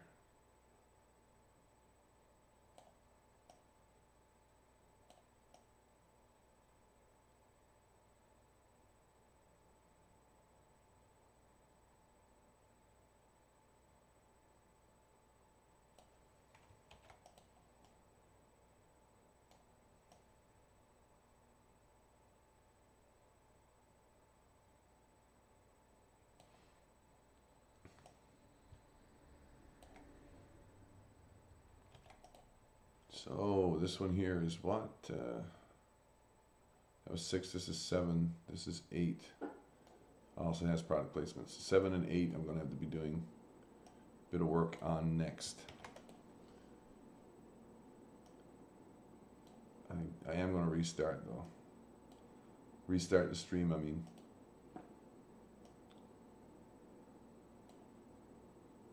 My name is James PFP. This is the Banjocast. Not a lot of banjo tonight. It's still early. But the storm is past. The weather bomb, a dud. Thanks for watching.